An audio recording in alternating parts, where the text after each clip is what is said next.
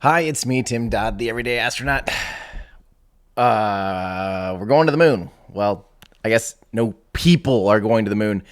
But hi, India is working on landing on the moon as we speak. We're about 2.5 hours out. So if you happen to be watching this like later, if you're replaying this, I'm going very early. I didn't quite intend to go this early. I was thinking I'd start about an hour early just to give us plenty of time to kind of talk about things, go live and answer all the questions and do all the things. But instead, I decided we are going to indeed go earlier than planned. I'm going to recreate this in Kerbal because it's Friday. It's a freaking Friday. So if you don't like Kerbal, skip ahead a bunch. We'll eventually add like the timestamps in the description if you're watching a replay of this. Because I know people are always like, don't play Kerbal. I came to watch a rocket launch. So fair warning, I'm going to play some Kerbal.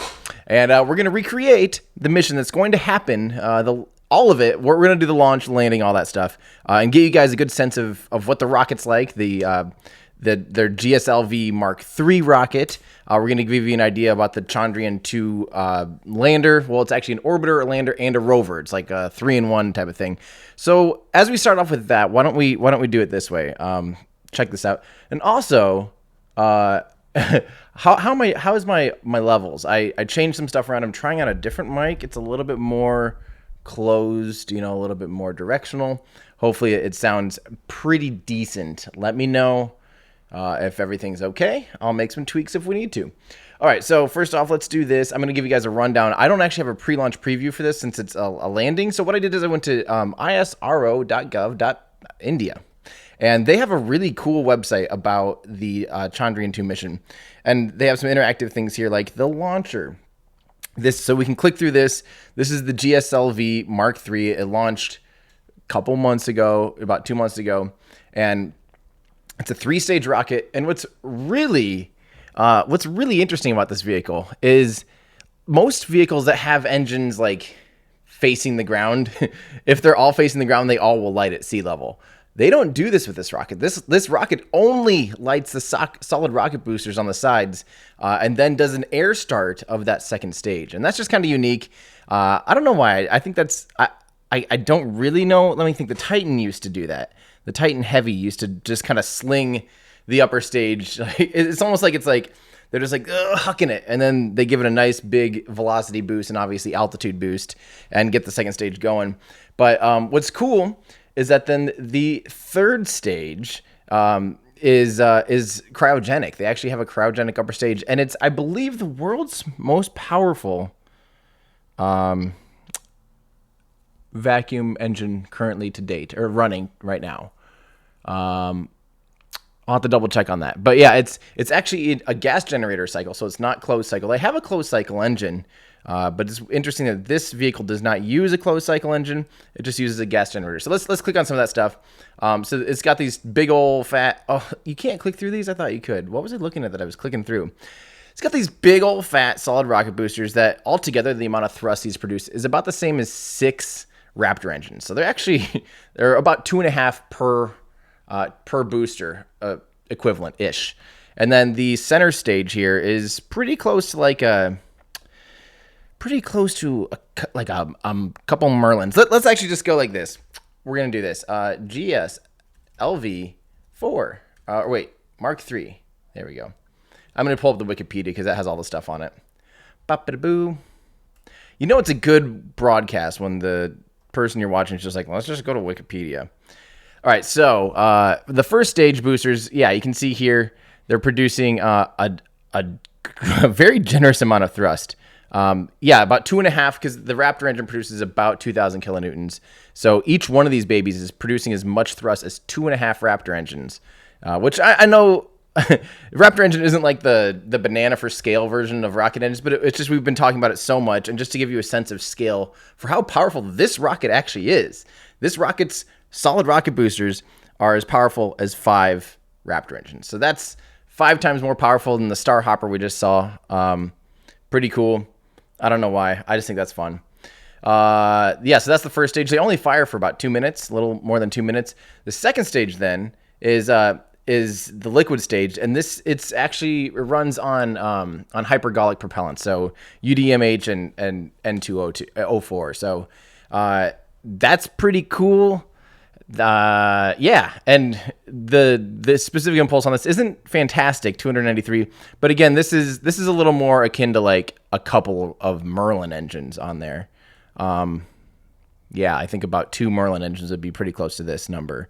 So that's a pretty beefy, second stage though. The third stage then I think this is the cool one. This is a cryogenic third stage. It uses liquid oxygen, liquid hydrogen, and it's pretty substantial specific impulse of 443. That's up there. It's not as good as say like an RL10, especially like not an RL10 2B or something like that.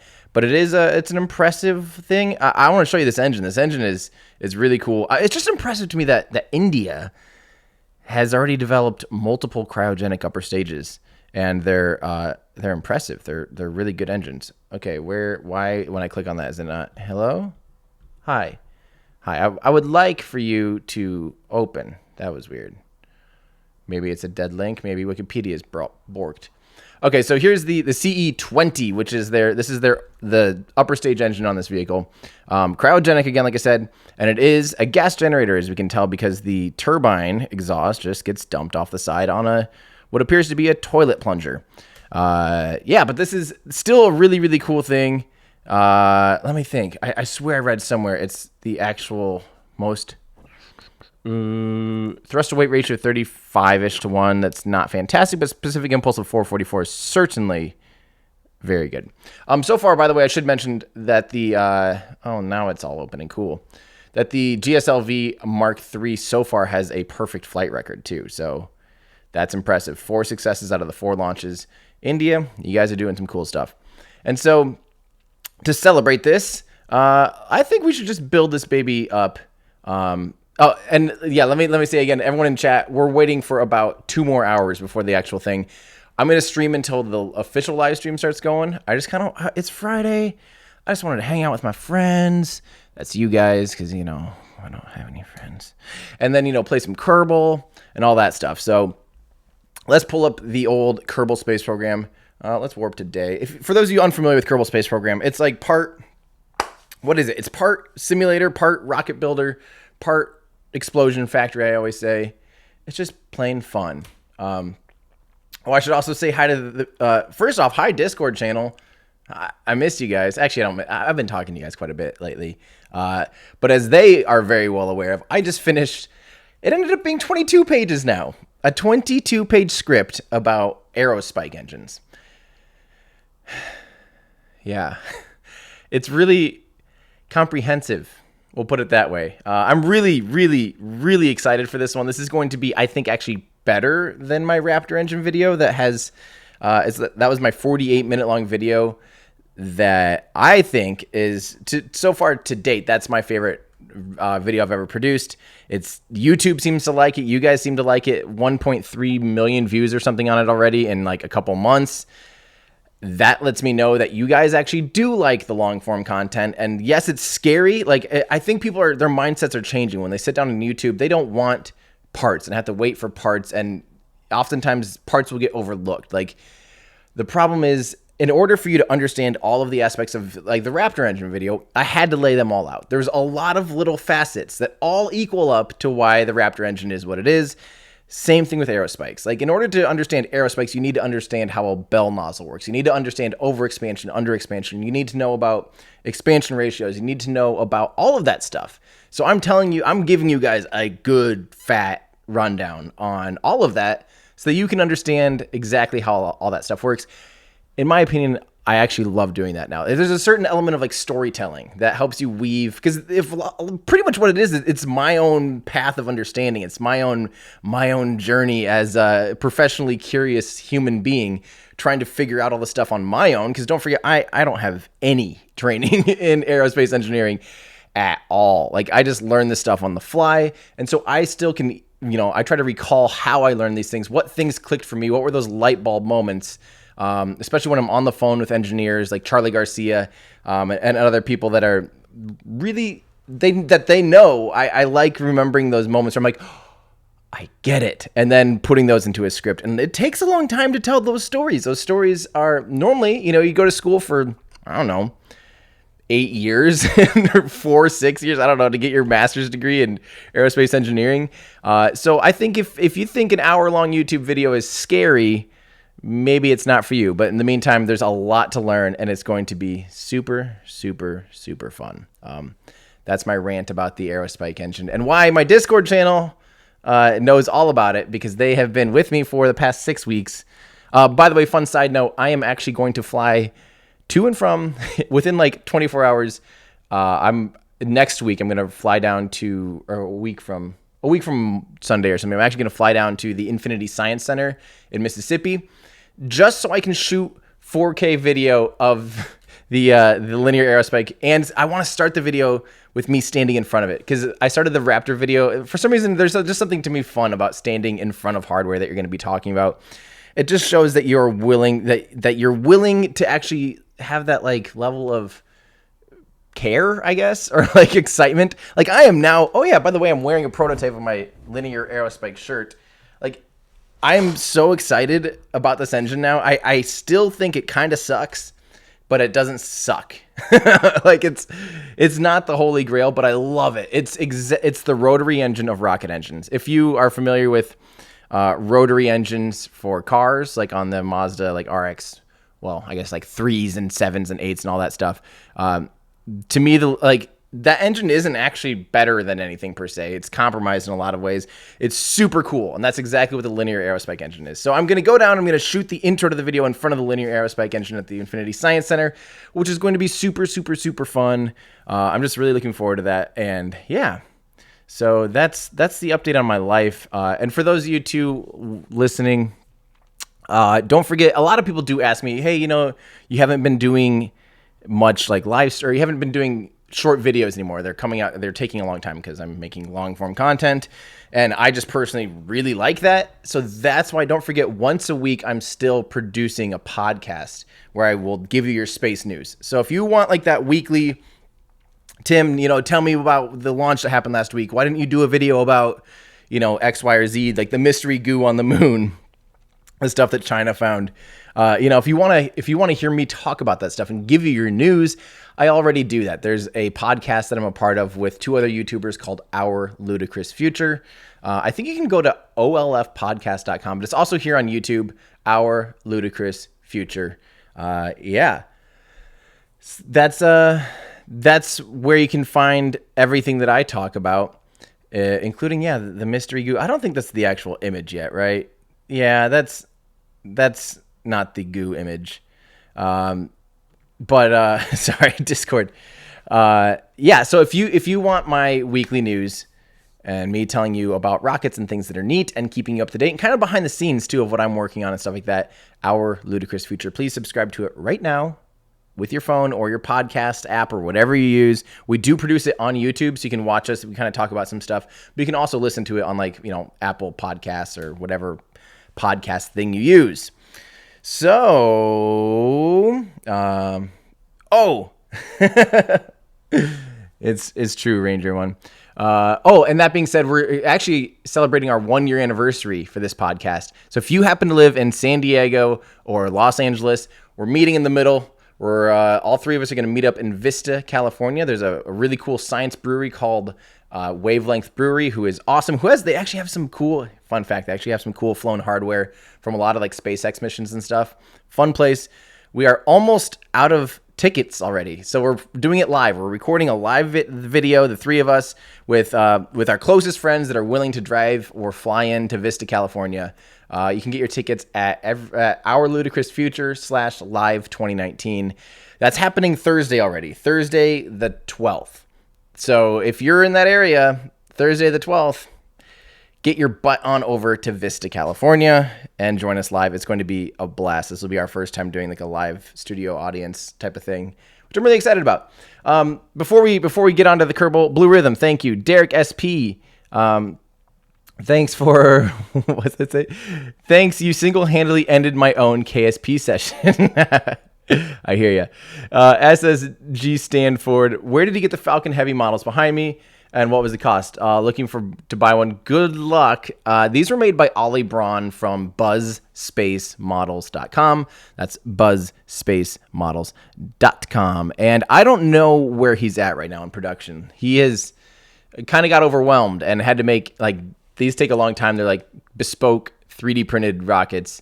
And you can find him there, see what his time is, but they're relatively expensive because they are like unbelievably detailed. They're by far the most detailed rockets I've ever seen modeled. So yeah, 16-week lead time is what GSU Eagles is saying. Okay, there we go. Yeah, but they are not cheap. I will warn you that, but they are handmade and they are absolutely gorgeous. All right, Mars Mountain. Heard you on OLF that you're coming to Sweden. Mars Mountain, yeah, I think. It's not finalized, but I think I'm going to be in Stockholm to shoot a little bit on the scale solar system that they have there. So it'll be like an in and out type of thing, but if so, I'll likely be in Stockholm, and if so, I'll try to do a meetup. So if you live in eastern Sweden, come say hi. I'll keep you guys in the loop. If you're following on Twitter, I'm sure you'll see me talk about it all the time. Blue Rhythm, could you please wish OP Blue a happy birthday? OP Blue, is your birthday. Happy birthday from all of us here waiting for India to land on the moon. Pretty cool birthday present. Really cool birthday present. Sahil, there we go. Cheers for doing this, bud. Have you had a look at ISRO crew shuttles Gaganyaan design? Yes, a little bit. Mostly just I'm familiar because it has grid fins on it. That's pretty cool. And it has a launch abort tower, a solid rocket booster launch abort tower. When it gets closer to that being a thing and maybe a more pinnacle moment, I will definitely be doing a video on Gaganyaan, the crew design, and all that stuff. And I need to do a video in general about ISRO. I really apologize that it's been this long. There's two big priorities that I have before that video, at least three pretty big priorities. 4, 5. It's on there. I promise it's in my top 10 list. And hopefully I have some videos that are coming up that aren't going to be hour-long documentaries that take me months and months to make. Way more short form, 10 to 20, maybe 30 minutes for a couple of them. Don't forget, I did just put out like a 30-minute long video on Rocket Lab's recoverability too. So if you guys needed that. Sumit wants me to talk about GSLV. You're right, GSLV, it's so funny. It's like a totally different rocket, even though it's called GSLV and there's GSLV Mark III. I'll probably have to do that in a video just all together. But for today, I just wanted to talk about GLSV Mark III so we can build it in Kerbal. E.g., hey, Tim, let's also build a Starship version 2 if time allows. I don't think we're at Starship 2. We're at like Starship 40. I don't know if there's ever been a 1, 2, 3. Like in the block upgrade world of Falcon 9, we're at like Starship 6 now or something. Starship 2, I would consider like the first BFR when they tapered it down from 12 to 9 meters, like in the grand scheme of things. But maybe. Jake, I enjoy a video talk about Dream Chaser. I did a live stream where I built a Dream Chaser, and it was pretty long, and I talked a lot about it. When they get closer to flying, I will definitely be doing a video about them. I think Dream Chaser is super cool, and they're making some good progress. And I think they're just waiting. I think they're like on track, pretty much just waiting now for Vulcan to be ready. Believe it or not, so they're getting that close, and hopefully Vulcan starts getting closer and closer. So. Sumit, Tim, could you give a comparative analysis on the budget involved and money spent on missions similar to Chandrayaan 2 by other nations? Not on the fly, my friend. Not on the fly. I'm not about to just start trying to figure. I know that the Chandrayaan 2 mission was like 100 and I think I have it in the description. So it's like a really impressive mission, really, really inexpensive for what they're doing. But I don't think I can pull up So it's around 150 US dollar, 150 million US dollars. I did forget to put million in the original description. It's about 150 million US dollars for a mission of this caliber. That is unbelievably impressive. But I don't have all the data to give you a proper analysis on the fly. That stuff takes me a while. But in some senses, you could look at things like Moon or like Moon Express. It's going to be launching on an Electron, doing something similar-ish, but not quite as in depth. Or you could look at Space IL, who unfortunately litho-braked recently onto the moon. Yeah. Zeke, did I hear the podcast? You're coming to Mississippi. Enjoyed the food here. Wish I could have a meet, but I'm not sure where you're going. So I'll be going to the Intrepid Science Center. I'm actually just going to be staying in New Orleans for like literally a night. So I'm going to be flying in really late. So I probably won't be doing any meetups while down there. I'm just going there, shooting this video, coming straight home is the plan. But if it ends up, if I have more time, I will let you know, and maybe you can join me in New Orleans. Cybercoet, I am going to Mars in the 2030s. Want to come with? DM me on Twitter. Not in the 2030s. I don't want to go yet. I'll go. I've said this for a while. I'll go when it's like unbelievably routine, and it's like getting on a cruise ship, and you just, okay, let's go. But until it's like not just like purely explorational, I will not be going. And they don't even have like pools. Like I want a swimming pool. I want like a hot tub. Give me something nice and spicy and some trees. I don't want to show up on like a really horrible, desolate, cold, sad, with no water, trees, breeze, anything trip for like a year and then fly home for 6 months. Like that, not for me. Give me at least glamping. Like I can go camping for a day, glamping for like a week. So I need more than that if it's going to be a year. So yeah. Derek SP, have you ever tried playing Simple Rockets 2? I have a little bit, yes. I really do like I've only really played around with the procedural parts and stuff, which is awesome. And the procedural engines, you can like tweak your engines. Pretty freaking awesome. Yeah. All right. Let's get into this. We've talked enough now. All right. We're going to build ourselves a GLSV Mark III. Hey, for this, you know what, guys? It's been a while since I've done anything like this. So I'm going to do a little bit of we can pull up some music. Again, now you guys are going to have to check my levels on this one because I'm just going to be winging this one, I'll tell you that.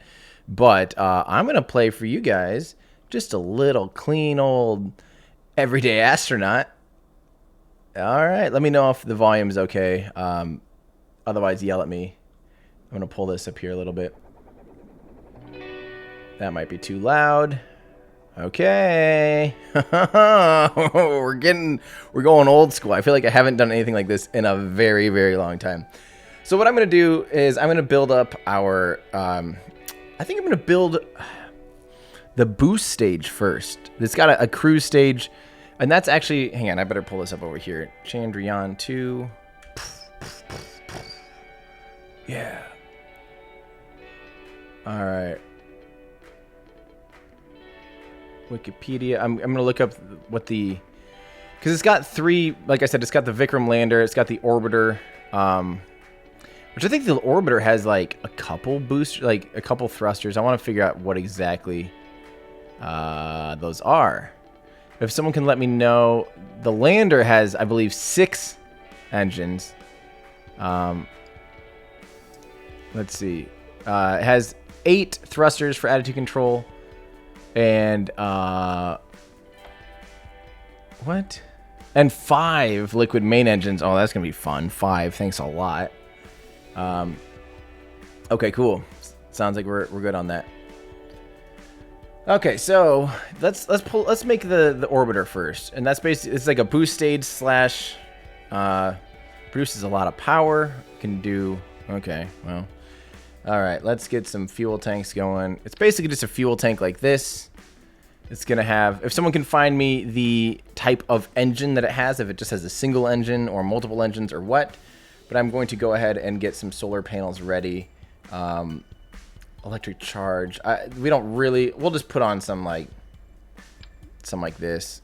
Boop, boop, boop. And these can extend. We don't want them extending beforehand, but this is just to show you what it's going to be like. The lander and the rover is going to be on top of this. I may have started off awfully small, but... Okay,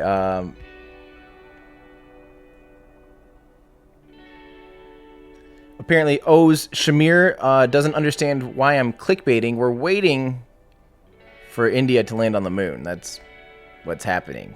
It's not clickbait. People got too sensitive on clickbait. Like, I'm not here to lie to you guys. India's landing on the moon. We just don't have a feed of it. So instead, we're going to play Kerbal and explain how the mission's going to work so that by the time they get on the moon and do this stuff, boom, you can find out what's going on.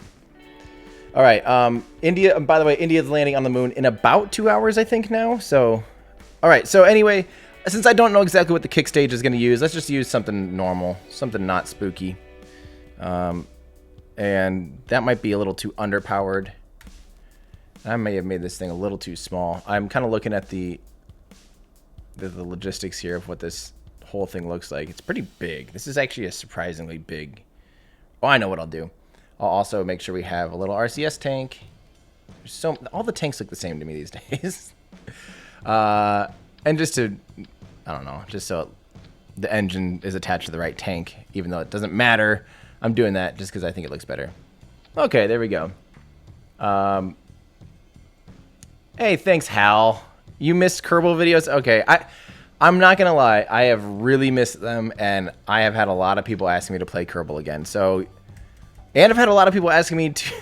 I've had a lot of people asking me to cover this mission and cover ISRO. So guess what? Hopefully everyone's getting what they wanted today. So there's our boost stage. Our crew stage / orbiter. And maybe we'll add one more science experiment. I don't know what that would be. Something cool. Something cool that can like scan stuff. Oh, a light scanning arm. A medium scanning arm. I haven't done any of these new things yet at all. I haven't had a minute. What do those things do? Infrared telescope? That's pretty sick. Oh, can these scanning arms, like, are they meant for orbiters? Or are they... No, they look like they come down. Okay, we don't want that. Narrowband. We could just do, like, one of these. Those are so big, though. We'll do, like, this. This looks like a cool one. Maybe we'll put that arm on the lander or something. Someone asking what game this is. This is Kerbal Space Program, and it's the best. We're designing... We're designing the lander. Actually, you know what? Just for fun, I'm just going to put... I know this is not... Oh, that's huge. What? Oh, that's spooky. Sure, we're just going to do this. This just for packaging. So we're designing and kind of showing off what the Chandrayaan 2 mission looks like. And it's something about like this. All right, now let's get that lander going. Boom, boom, boom, boom. Now the lander's the one that has like, oh, this is gonna be hard. The lander's a pyramid with a car in it, some landing legs. It's a pyramid though. That's gonna be the hard part. I don't think I'm gonna be able to do this at all like that. So, well, maybe I will. Maybe I will. Let's give it all we got. Someone asked what I think of Kerbal Space Program 2. I think you guys know the answer. I mean, come on. How could I not be unbelievably excited for Kerbal Space Program 2? Like, that's the biggest like thing ever. The big thing I care about with Kerbal is I want the performance to improve. I want it to be able to utilize more of my computer, my computer's resources, so I can actually handle bigger ships, bigger frame rates, all that. Bigger frame rates, I don't know, better frame rates, all that stuff. That's what I care most about, honestly. Like, if it looks better, that's neat, but I really just care that it like performs better. Okay, I think we can make these gold. Weren't there gold ones now? Where did those go? I don't know what I'm looking at anymore. It's been a while. It's been a hot minute. Structural panel. Are these the ones that can go gold? Yes, that's what I want. That's what I want. Yes. Okay, I want the big ones because we're gonna make a... Oh yeah. Now we're talking. And do something about like this. Push these on up. Push them on in. Oh, yes. And then these, I'm going to just do 4 of them. Sorry, guys. I know it's not accurate. You can write to the editor. Something about like that. I don't actually really... Oh, those engines are actually inward. Okay, screw that. I'm just going to put them right back in. Because I can't do like a 5 engine thing. Okay, how much delta V does that have too, by the way? We need this in between. 379 is not great. Really? Oh, it's backwards. Checo staging. Oh, I also need... I need a probe to be able to control this. That would be helpful. And what does it have for solar panels? I would guess that this would just have like a solar panel, kind of like a fixed solar panel on the top. We're just gonna do 1. I don't know if that's that accurate, but that should be good enough.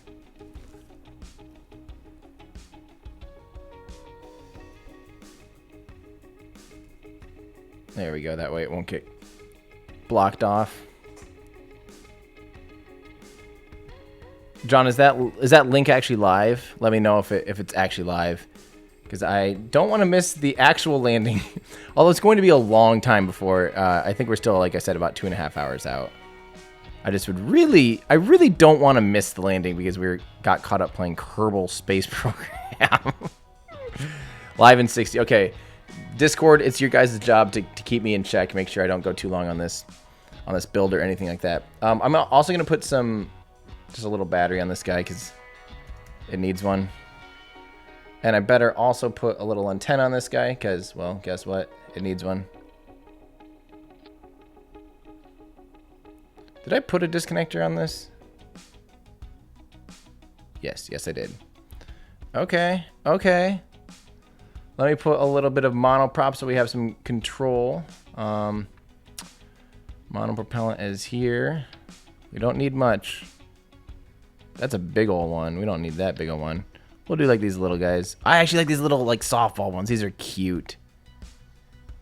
Something like, maybe I'll just do 2 under here. 1, 2. Maybe like 4. And then we will add some RCS thrusters like this. Let's see.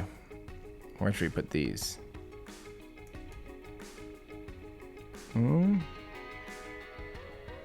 Again, for those of you tuning in, yes, this is not obviously the lunar landing here yet, my friends, but we're waiting for India's live stream of the Chandrayaan 2 lander, which, by the way, I'm going to go ahead and name this Chandrayaan 2. Let's go to the moon, baby. I'm going to spell it the real moon way because, you know, they're going to the real moon. They're not going to Mun. All right, let's see here. The only problem that I'm worried about is that we don't even have wheels small enough to fold down out of this ramp. What's our smallest set of wheels now? I have some weird mods. This guy. That might work. We might have to... This might be a little bit bigger than intended, but whatever.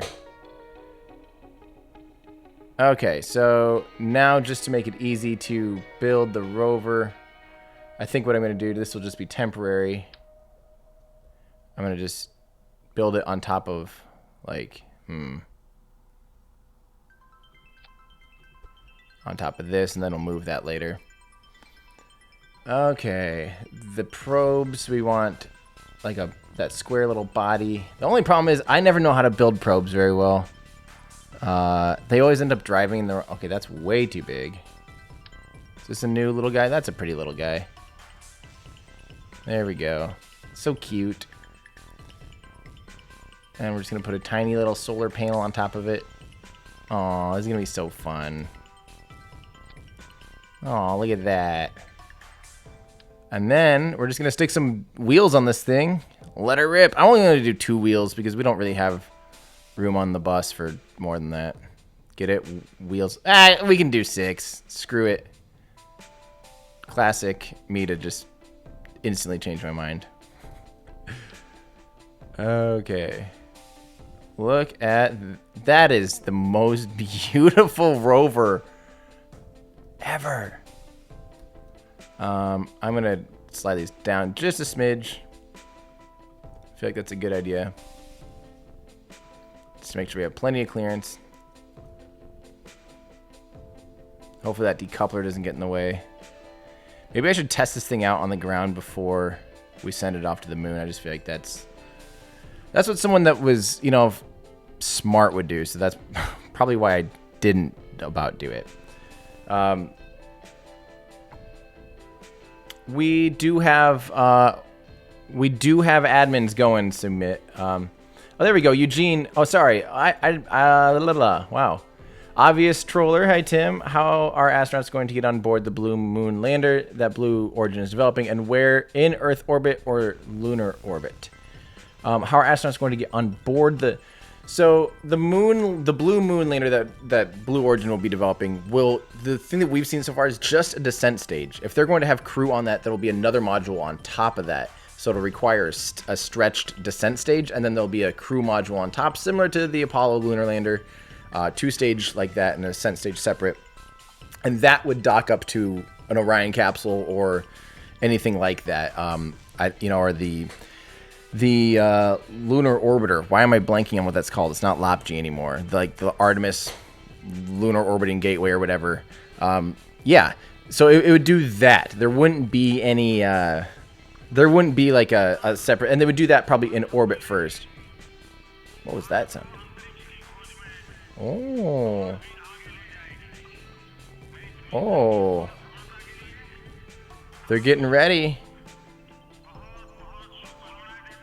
That's awesome. Why don't you guys let me know when something exciting is going on? But, oh, hang on. I do want to see this first. I haven't seen any great replay from this.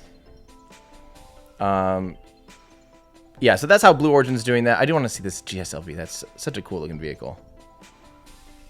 Eugene is single engine of about 200 kilonewtons in vacuum. That's pretty good. Or is that the third stage? I don't know. That sounds like the third stage vacuum engine. That's quite a bit of...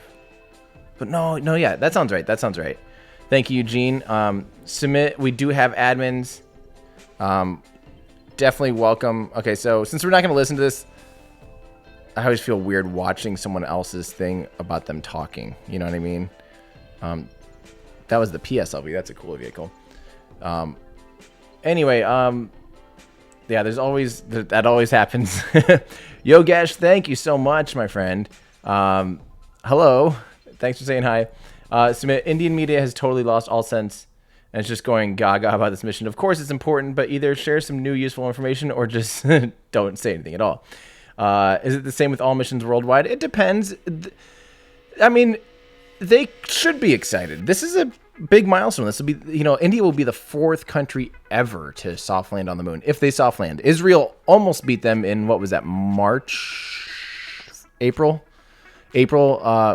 The Space IL almost landed on the moon. It unfortunately cut off its engine early and did not end up landing softly. So, yeah, so I think it's okay to be excited, but it's hard to tell, like, what the right amount of excitement is, you know what I mean? I don't have a gauge for that. Okay, just to test this little rover here, we're going to do this. I'm going to rotate this whole thing quick. So we can just drive it right down the ramp. Okay, let me just double check this thing. Make sure the rover is going to go.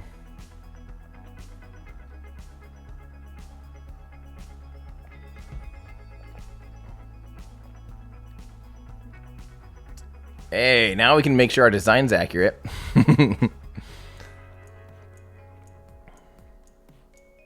So are they considering the orbiter still Chandrayaan 2 and then Vikram's the lander?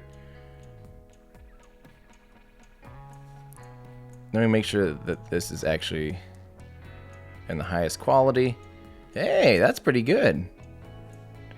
Way to go, ISRO. This is the highest quality I've seen. I don't like that they always do watermark DD exclusive right there, which is not very fun.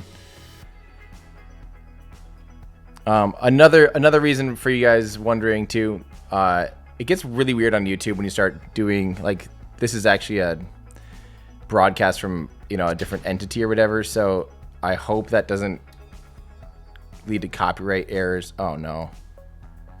No. I've got an idea. This is going to be the most cruel way to try to fix this. I'm going to try just getting rid of this.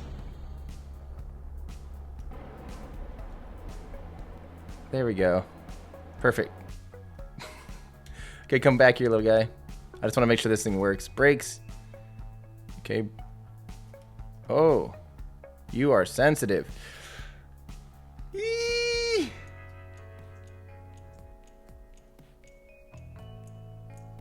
Okay. Yeah, this is an awesome little rover. Alright, so that's going to be our little lunar rover thing. It actually works. I feel like I never get these to work on the first try. Oh yeah, oh yeah, oh jeez. Alright, so this totally works and is totally awesome and is going to be an absolute blast on the moon. Let's get back into the editor here, into the vehicle assembly building. Okay, so since we're not, I don't think I want to worry about having a whole ramp system and all that jazz. Let's see. Oh, Philip Luke, will you be covering aerospike cooling in your upcoming aerospike video? Absolutely. That's one of the biggest aspects of aerospikes. It'd be a shame if I had a video over an hour long and didn't talk about the biggest issue plugging aerospikes. 100% we're going to be talking about cooling. For a good amount of time, probably a good 10-minute segment is just about cooling and how film cooling and all that stuff, surface to area ratio, all of the things we're going to talk about, and that's why this video is going to be extra good, in my opinion. Let's see, just so this thing doesn't get hung up and dead. I want to flip this back around. I don't remember which way we had it. Okay. I'm going to... I could make a ramp. Renee wants to know if the wheels will stay down in moon gravity. I mean... Yes. I mean, there's nothing you can do about it. Like, it's just what it is. You know, it's like, that's the amount of gravity you have. It's not like the wheels are going to, like, be floating because of moon gravity. The moon will still pull the wheels down, just not as 1/6 as much as they do here. I could use hinges for the ramp. Should I try that? That just sounds like a lot of literal moving parts. That's kind of terrifying because there are these new robotic parts. I could use kind of a big alligator hinge. Oh, that's going to be...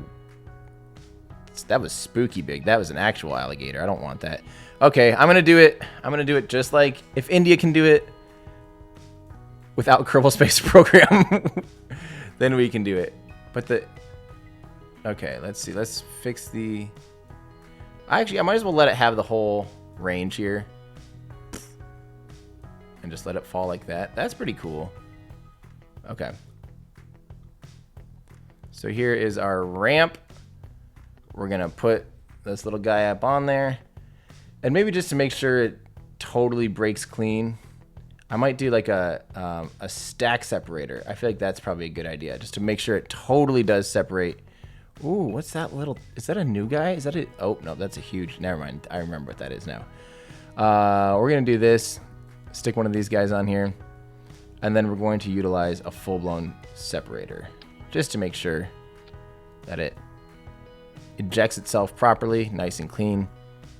And then we're going to put this little guy up there.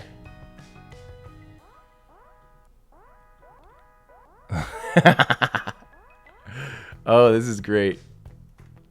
Push it on back. This is kind of legit. Man.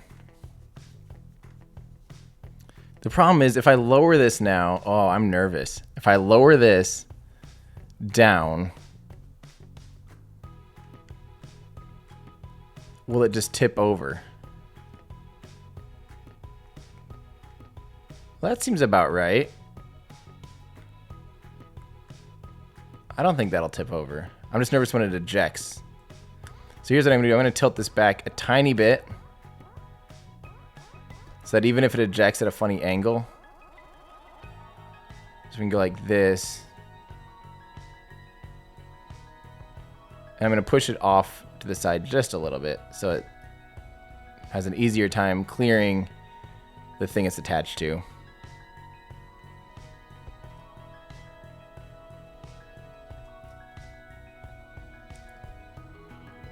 Something like this. Okay, now let's fold it on in as much as possible, even just like that. Although it's not very tight, is it? Oh well. Wolf in our Discord wanted to know if we're going to be doing the Our Ludicrous Future. Yes, we're recording an episode of Our Ludicrous Future. So whatever happens there, you'll see live, or you won't see it live, but you'll see it like the next day. And if we have to trim some stuff out, that's why we're going to do it that way. And yeah, so that will be up on the old internet. Okay, now maybe just to balance this thing out, I'm actually going to move this entire vehicle a little bit this way. So that our center of mass is centered. That looks pretty good there. I was just eyeballing it. But then when this thing's flying, its center of mass is going to be offset. So maybe what I'll do is I'll sling this battery out this way a good amount to try to offset it. And just to make it look like that's not totally floating, I'm going to, even though it is totally floating, I'm just going to stick this on there. Just so it doesn't look super stupid. And this way we can kind of center when the lander's flying, you know what I mean? Maybe scoot these. Oh, wait. Those are not mirrored. Okay. Maybe I'll push this back just a tiny bit now. There we go. Okay. An hour and 45 minutes, I guess.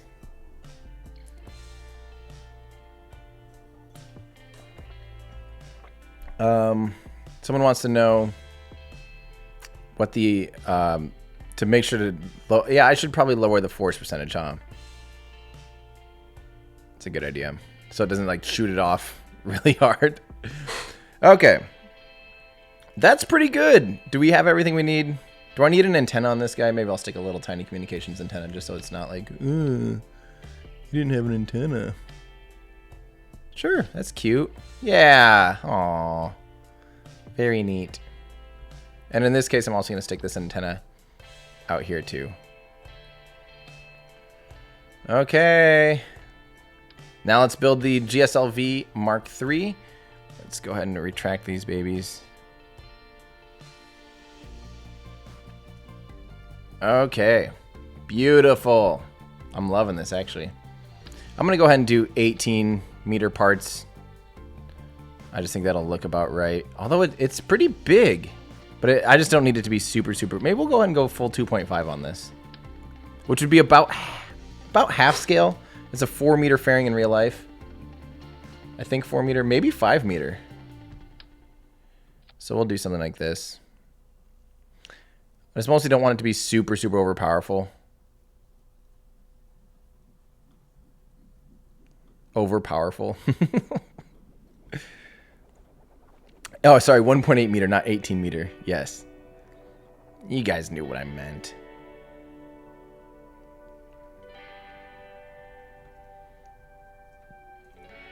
Okay.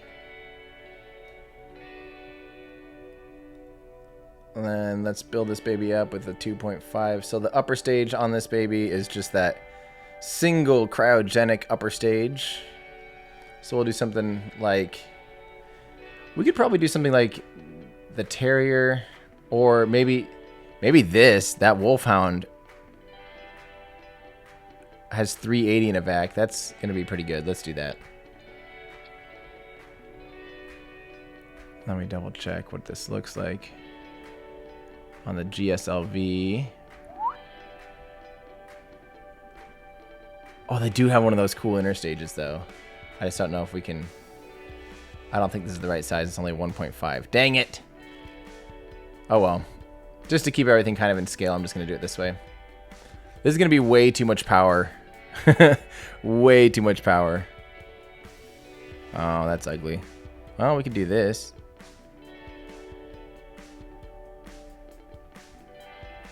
Wait, what is going on? Yeah. Okay, let's make sure our staging is still accurate.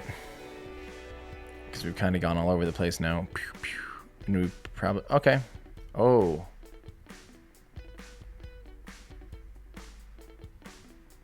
Yeah, we definitely don't want that to happen up there. And we want these to be separate stages.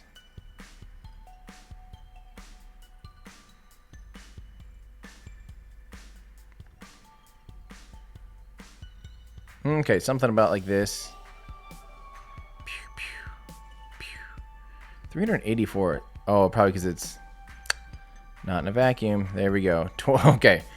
We're going to have plenty of delta V, my friends. And then for this, let's just stick one of these babies up. This will be the core stage. And remember, we're not actually going to light this until we're in the air. And just for course corrections and stuff, I'm going to do this too.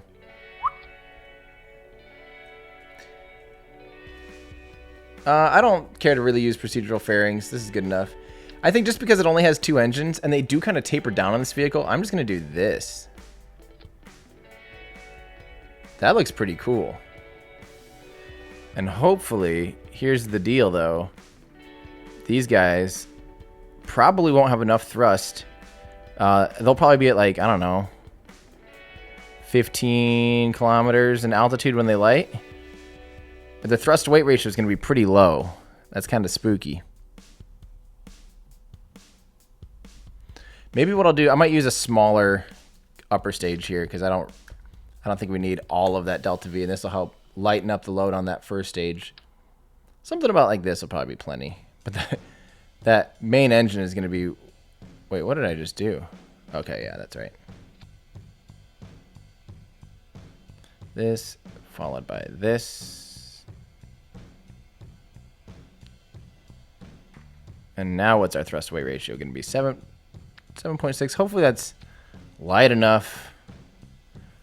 What do you guys think? Good enough? All right, let's get those solid rocket boosters on the sides now.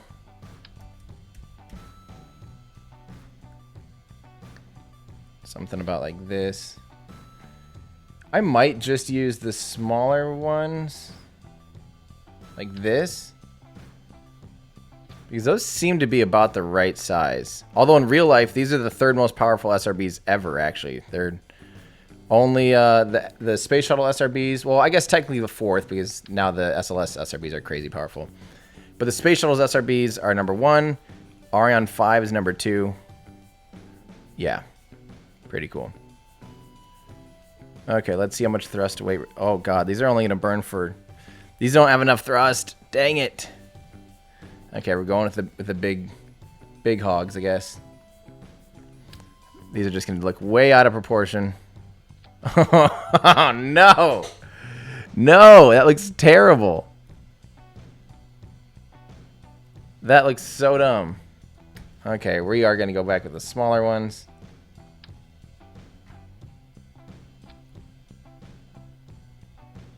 This looks right. It's just not going to perform correctly. Auto strut 2-3. Grandparent part will be fine. And maybe just to make sure we get a nice clean separation, we'll throw some separatrons on there. Don't they have that smaller one now?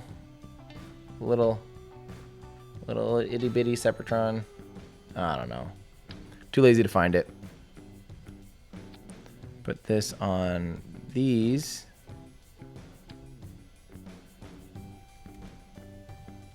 There we go. That'll make sure we have clean separation.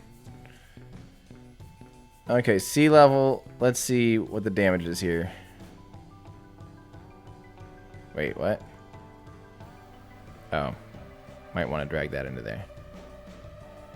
Man, that's not a lot of delta V, and it's not a high enough thrust to weight ratio.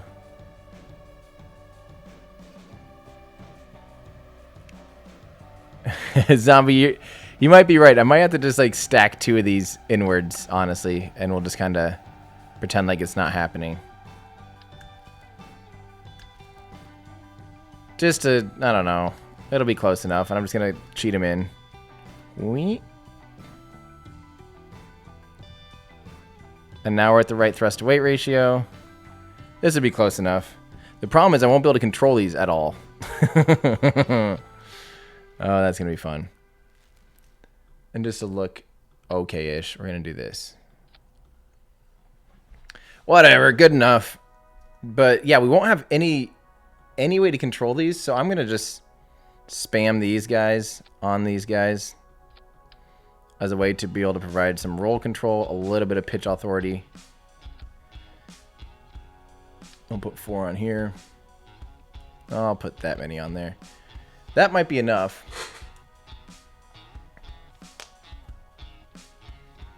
Sumit says Neil deGrasse Tyson lauds India's cost-effective Chandrayaan-2 mission on times now. Isn't lauds meaning you don't love it?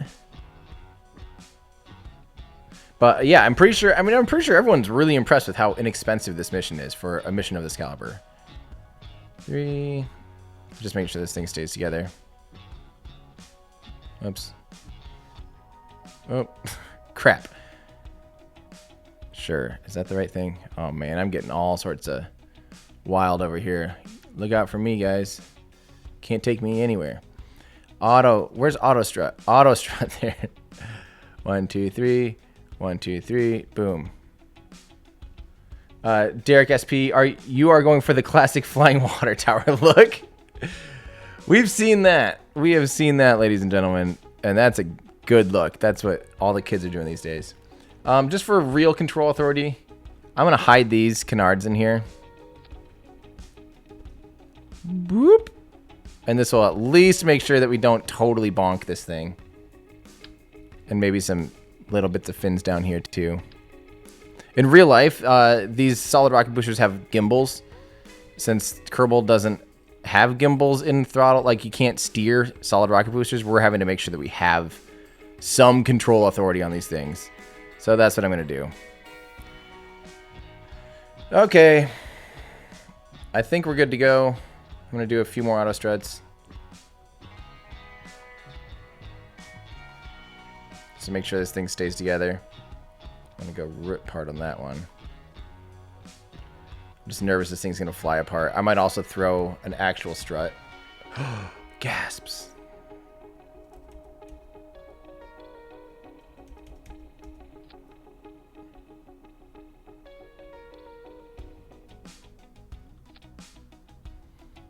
Something like that. And something like this, just to make sure it doesn't totally go all nuts on us. Okay, again, if you're happening to be tuning in, we are waiting for this live stream to actually begin. When we start seeing data on screen, we're still about an hour and a half away from landing. So instead of watching this, which you can watch anytime, I'm recreating this mission in Kerbal Space Program so that we can learn how they're going to do it. And I think that's going to be pretty cool. Yeah.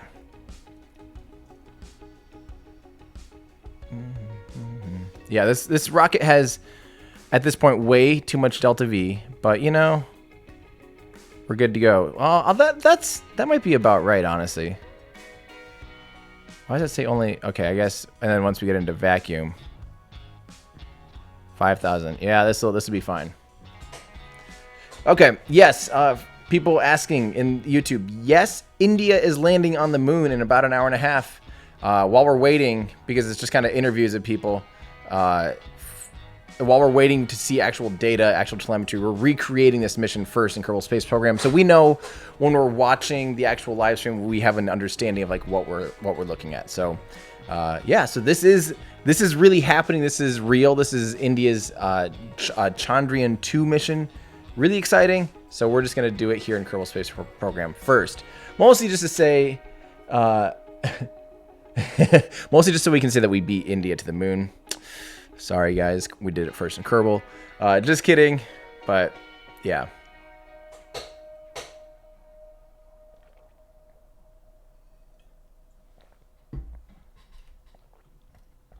Okay, let's see if this thing can actually fly. 3, 2, 1, hip, hip. Oh! The ugliest GLSV Mark III ever. Launches. Oh god, we're gonna run out of solid rocket boosters like right away. 42 seconds is not a lot of time, is it? Maybe I should have had them burn a little longer. This might not go well. Ladies and gentlemen, this very well might not go well. I want my HUD 1 up. Oh, dear God. This might just fall right back. We might have to put way more powerful second stages and way more powerful SRBs. Looks like India's clearly better at launching than I am. If we can get that thrust to weight ratio above... Oh, God, look how low it is. This has to be over a 1 to be able to even fly. So we're going to start performing an accidental Falcon 9 maneuver now in a very near future. This might be a vertical landing mission. Very much unintentionally. Man, it's been a while since I Kerbaled. That was not nearly enough. We definitely need more powerful second stages. Because look, we're actually slowing down. Our altitude's still increasing, which is definitely helping us. But as soon as we get to 0, we have essentially just taken off from a 6,500 meter tall mountain. So we lost all of the velocity from our first stage now. And we are officially falling back down because our thrust to weight ratio is too low. Oh, man. Oh, what a crock. All right, just to free up some weight here, I'm going to deploy the fairings. At least we got a test of the systems check. What was that? All right. I'm actually just going to go ahead and hold radial out. And if this gets above a 1.0, we might be able to vertically land this. This is not at all how this is intended to go. The real reason I only play Kerbal Space Program is to vertically land. We all know this. So once we get above if we get a substantial 1.5 to 1 thrust to weight ratio, we'll actually have quite a bit of control. So I'm going to start speeding up here a little bit so we don't run out of fuel. But I don't know how much. I can't bleed off a ton of velocity with only a 1.05 thrust to weight ratio. So I'm going to get down to where we're going 30 meters per second and then work on bleeding that speed off. Because otherwise, if we hover up here for too long, that'd be very bad. I'm basically just going to hold this now. We might need to go faster than this, though, huh?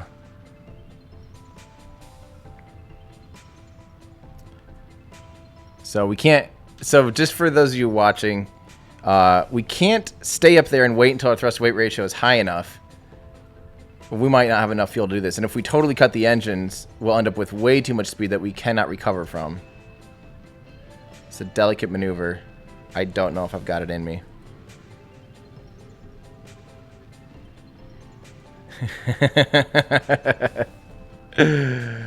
Oh. All right, we've got a decent amount of thrust to weight ratio now, but Vivek, thanks for covering ISRO. You're welcome. I'm so excited. Today is an awesome day, and I'm really excited to see a moon landing. Again, I mean, if this thing lands softly, that's a really big accomplishment, so it'll be really exciting. And, you know, what I was really talking about, I wasn't talking about the real mission. I'm talking about this. If we accidentally land the second stage of a GLSV Mark III, I think we'll do pretty good. Oh, man. I'm running out of fuel. I guess I still do have... Oh, we have... Okay, that's actually more than I thought. We can maybe do this.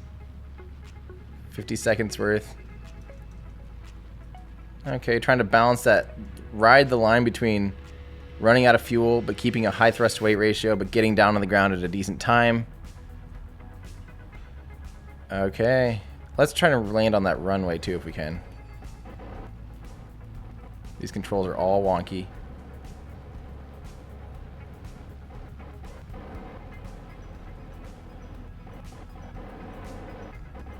Okay.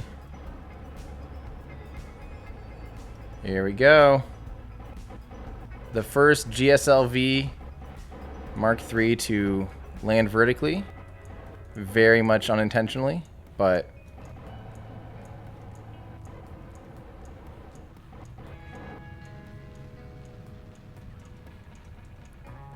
Oh, yeah. All right. Don't be Blue Origin and hover forever. We don't have landing gear on this because it's obviously an unintentional lander, so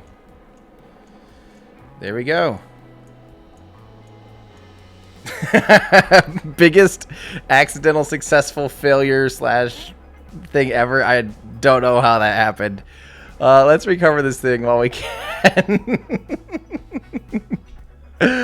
Oh. It wouldn't be Kerbal if everything went right now, would it? No. Alright, so what is going on here? That's weird. Okay, whatever. Maybe we'll go away.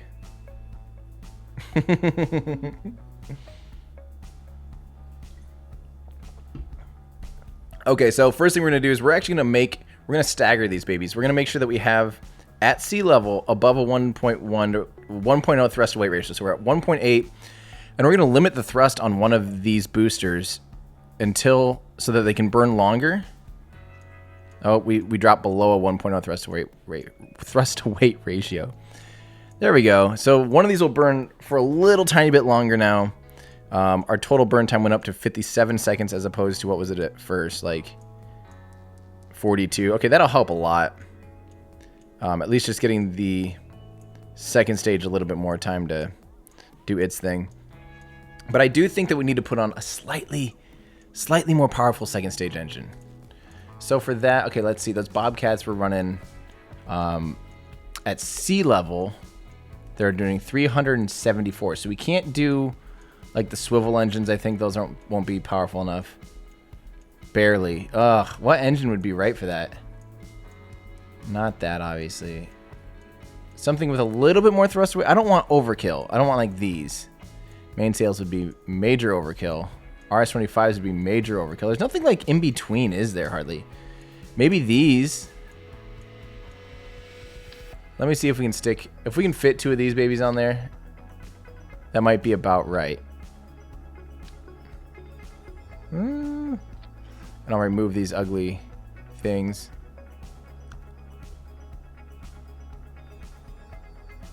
I mean, that's not the dumbest thing I've seen. Let's check out its specs, though. I'll bet you our total thrust... Okay, that dropped a little bit. Let me put these down here.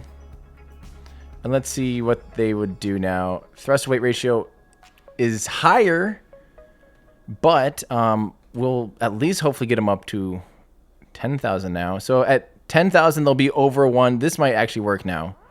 So if we can get to 10,000 kilometers, or not 10,000 kilometers, 10 kilometers. If we can get to 10 kilometers in altitude, we can light these engines up, and it'll be absolutely perfect. We found our new engine, ladies and gentlemen. Okay. Here we go. Oh, yeah, I forgot. I don't need to use girders. Well, no, I did want to use girders because I can easily adjust how far in and out they are. Sorry. I'm sorry, Stressful. Stressful X Gengar. Okay. Let's check it. That's going to be us in hopefully about 10 minutes.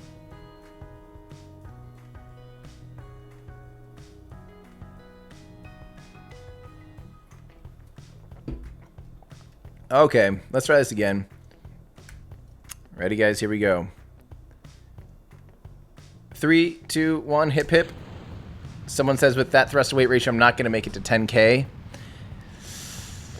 I'll bet it'll be a lot closer this time. A lot closer.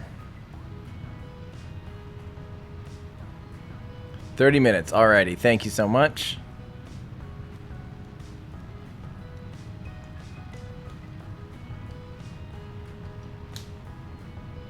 Hello from the UK, says Peter. And also, Sumit, anyone followed the post about Raspberry Pi in space and successfully took Earth's photo and videos? I actually have not seen that. Okay, good thing we added that extension to the SRBs. We might need like 3 SRBs to perform what... I didn't even think about the fact that then their thrust to weight ratio is going to drop. So here's what we're going to do. We're going to start lighting these babies up. I know it's a little bit cheating.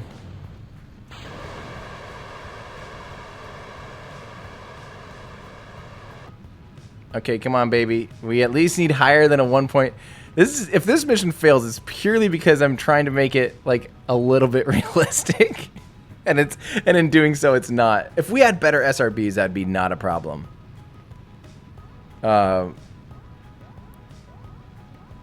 Okay, this would be no problem though. Now I just want to hold this heading radial out for now. Okay.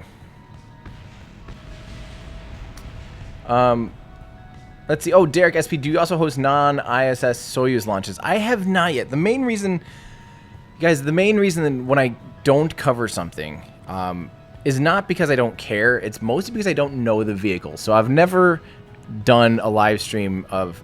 The vehicles that I know best are obviously Falcon 9 and Falcon Heavy. I know the Electron really well. I know the Atlas V. I know the Delta IV. I know a little bit about this rocket. I know a little bit about other rockets, but honestly, I'm just not... I don't like to do a live stream on a vehicle until I know it really well. I know Soyuz a little bit, but I still need to study up on it more before I start diving into regular Soyuz launches. And to be honest, I like doing live stream coverage, but sometimes it can be really exhausting and it's really hard to try to schedule around. So I've turned that into like when I'm home or when it's convenient to do, because I've been gone so much lately, way too much lately. So when it's convenient. Okay, this might actually make it. Do you guys remember when I landed the second stage of a GLSV Mark III by accident? Well, kind of on purpose, but definitely didn't intend to have it be a lander. When is the moon landing? I wish I had my countdown timer on here so people wouldn't have to ask. But it's what are we? We're at about an hour now, an hour-ish now or something. I don't know. Okay, I can go steeper now that we've got some speed going. Hopefully I have my staging all right.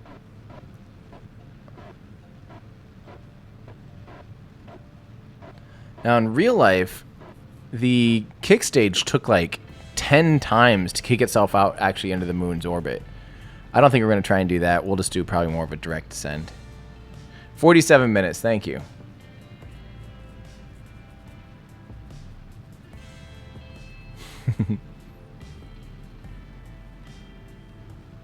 And here's stage separation of stage 2 and stage 3. Gonna light up that cryogenic upper stage. Whoa, yeah. Okay, and we'll deploy the fairings now. 3, 2, 1, hip hip. Yes. Chandrayaan 2 looking good.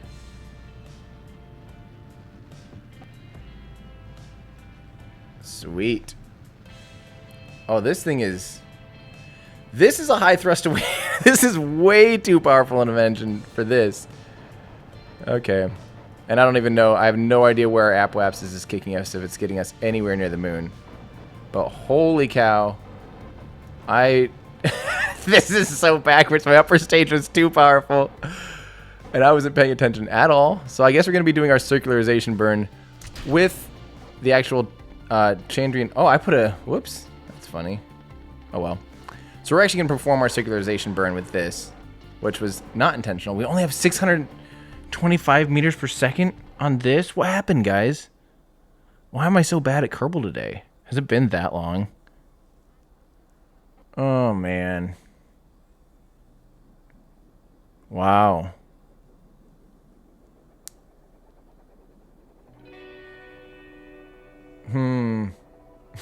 Times we messed up. Yes. Oh, man. ECP Freelance wants to know if I could name a rocket, what would I call it? Probably spicy. Too spicy. Probably just too spicy. Tim's too spicy rocket.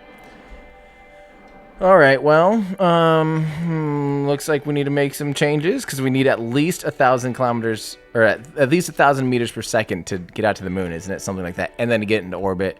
Let's do this right. Let's do this right. Let's dumb down that upper stage. It didn't need to be nearly that powerful. We're honing this in. The boost, the SRBs, although it looked hideous, I think what I'm going to do is I'm actually going to stick a third one on there. And just, who cares, you know? I don't care at this point. Sue me.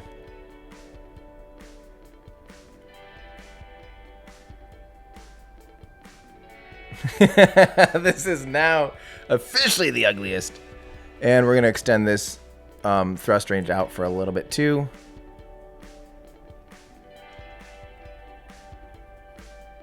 Get that burn time to over a minute. Okay, that should be a lot better. And then let's stretch this upper stage a little bit. And we definitely need that kick stage to have some more ISP. So here's what I'm gonna do. I'm gonna just stick on some baguettes.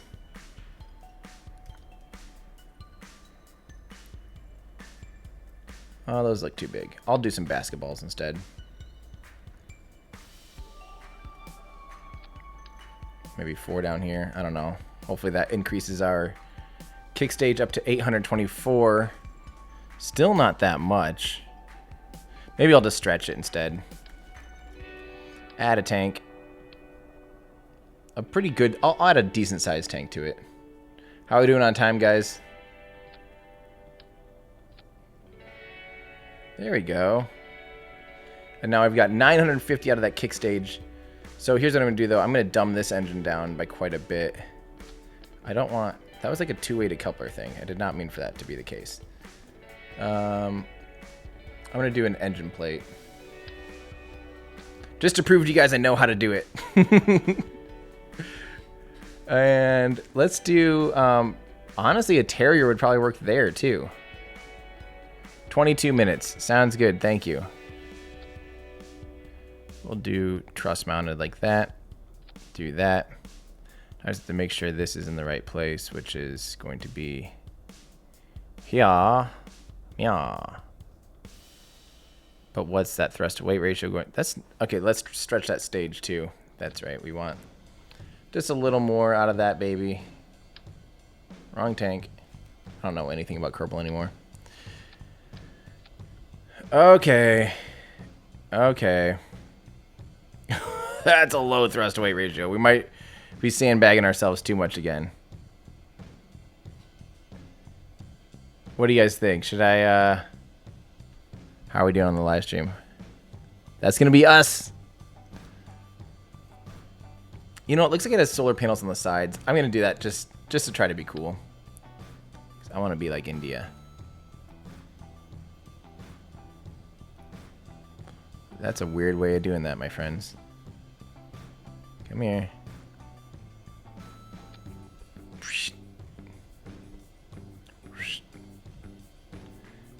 Sound effects are bonus. You're welcome.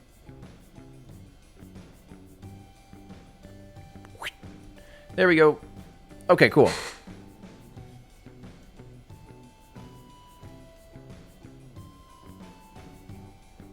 Oh, that's the one that I used to stack separator. Whatever, not a big deal. I'm nervous about that insanely low thrust to weight ratio, but for an upper stage, it doesn't matter as much. Especially based on how that last one went. Okay, ugliest, worst rendition. Yeah, they did launch the rocket over a month ago. Can someone give me a date on the rocket launch? Yes, Chandrayaan 2 launched. Well, here, I'm sure it's right here. Launched on July 22nd. It launched. And the kick stage had to do multiple kicks to get itself out. It did gravity assist, basically just constantly raising its orbit over and over and over because it's a very, very low thrust kick stage. Okay, guys, here we go. Third time's a charm, right? 3 times a charm. Fingers crossed. Here we go. 3, 2, 1. Hip hip.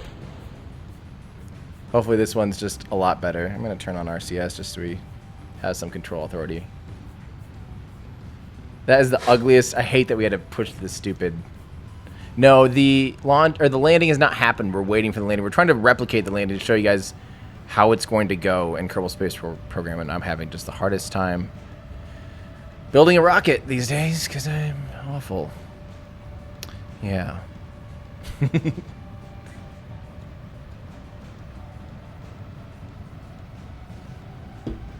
There's a decoupler between stage 2 and 3. It's just one of those engine mounts right there. Boop. See? Right there. Don't scare me like that, internet. Okay, down to 2.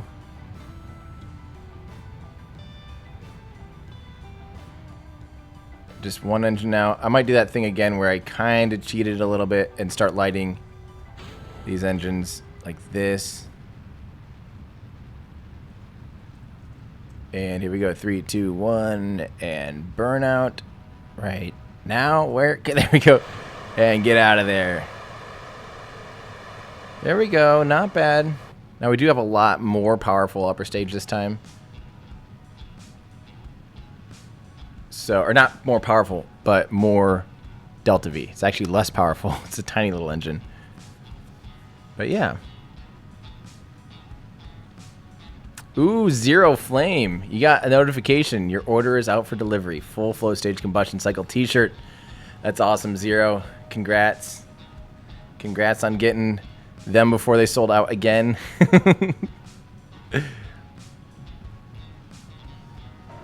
Those have been selling out like crazy. Cole Logan wants to know what I thought about the idea of ULA to put a flathead inline 6 in a rocket. That's still planned-ish. So there's basically talk. I think it was even like a Roush engine. Those are the solids hitting the launch pad, basically, yes. So yeah, ULA was planning to use a small, like, actual internal combustion engine to keep the cryogenics cold and compressed and all that stuff on their ACES upper stage, which would be the follow-up to the Centaur upper stage for the Vulcan rocket. Hey, I wanted to get... I didn't hear everyone's advice. Do you guys like this microphone better? Does it sound less live and, like, echoey? Let me know. Neil Price. Good friend of mine. Neil is one of my best friends of all time, and he is quoting an old band of mine, which the lyrics were very deep. The lyrics, it was a metal band, were Start a Fire. Start a fire. Dun, dun, dun, dun, dun, dun, dun, dun, dun, dun, dun, dun. Thanks, Neil. What are my thoughts of really exploring Venus? Exploring the surface of Venus is harder than exploring like the bottom of the ocean, basically. It's unbelievably difficult to explore. It'd be cool. It'd be really cool, but I think for now, even just having like floating habitats would be awesome, and working on just kind of studying the topography more from off the surface would be not a bad idea. But I really do like Venus. I think there'd be a ton to learn there. All right. Here we go. This one should be a lot better. We'll have 2 minutes of burnt, 2 minutes between these stages. Here we go. And 3, 2, 1. And let's kick off our fairing here. 3, 2, 1. Oh, that helped a lot, the thrust to weight ratio. Okay. So now we have a minute and 40 seconds to basically circularize.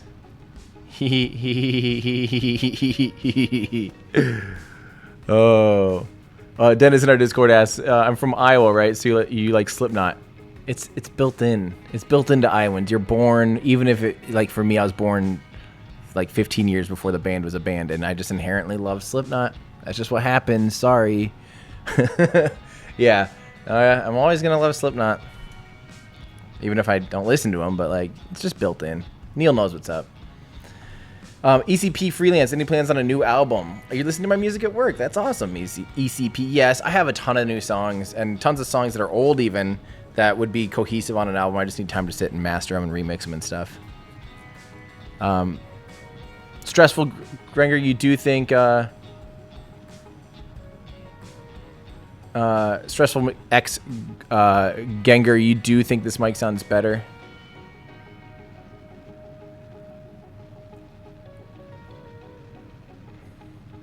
Yeah, that's the idea. Is this mic should do a lot better job of not being echoey and of being a lot closer. So Someone says, wait, you make music? The music you're listening to right now is my music. It's the music at the beginning and end of all my live streams. It's the music that's always been in all my videos. Has always been original music. Sweet. It has not happened yet. We're waiting to see. When this starts going, like, to data, we'll start tuning in. But for now, they're just doing replays, and I'd rather teach you guys how to get out there in Kerbal Space Program because I think it's a little more fun. Okay, I'm nervous that we're going to have to pitch up like this to extend our apoapsis. There we go. Now we're not going to totally drop back down to Kerbin right away. So what I'm looking at there is our time to apoapsis. That's like, once you hit that, and that hits 0, you're going to start falling back down. So right now we're kind of like drifting our way up into space. Tokyo Drift for Neil Price. Space Machine 96 in Discord. Doesn't the core stage engines ignite before the boosters separate on the real GS? Yeah, they probably do ignite before separation. That makes sense so that the boosters can work as like a Ullage motor.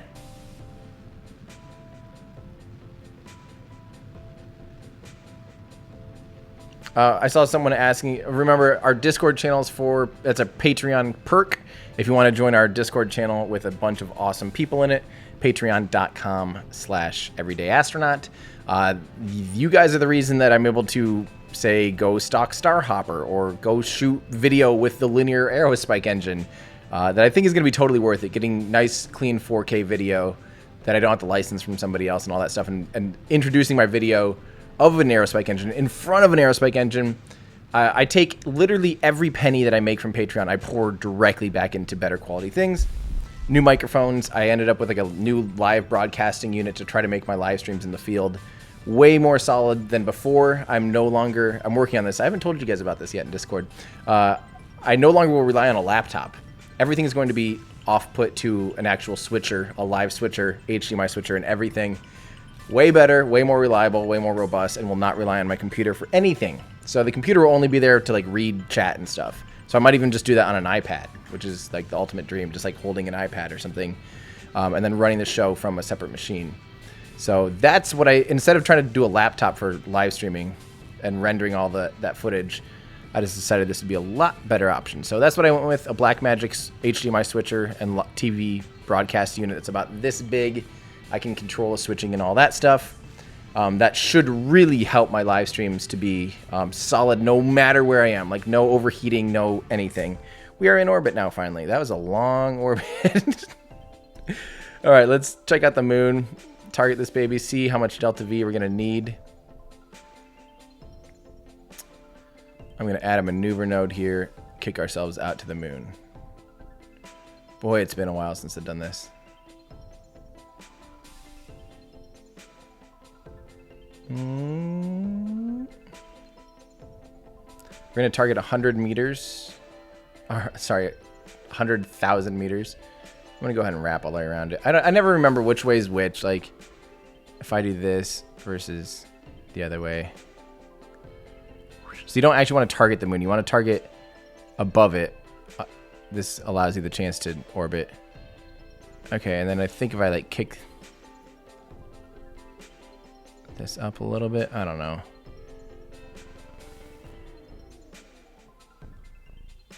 There we go. Good enough. Whatever. Okay. That's what we're going to do. We need 800 meters per second out of this, which is just perfect. Because I think we have about that in our upper stage. In real life, this would have done by the kick stage. F5 for safety. Okay. I'm waiting for them to still show us some data about the actual location. T-minus 10 minutes? Hang on.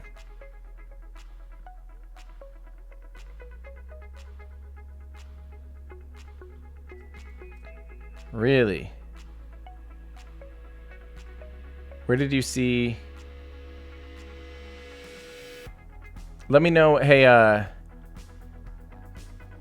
oh, for the live stream. Let me know when that actually goes live, because that one makes sense. I'd rather watch that one than this one. This one doesn't... I don't want to talk over someone else talking about stuff. So we're going to have this one pulled up, ready to go. Race against the clock. I should probably pause the game, huh? 1 second here. Yeah, we'll have this one pulled up now. Sorry, other guy that was talking.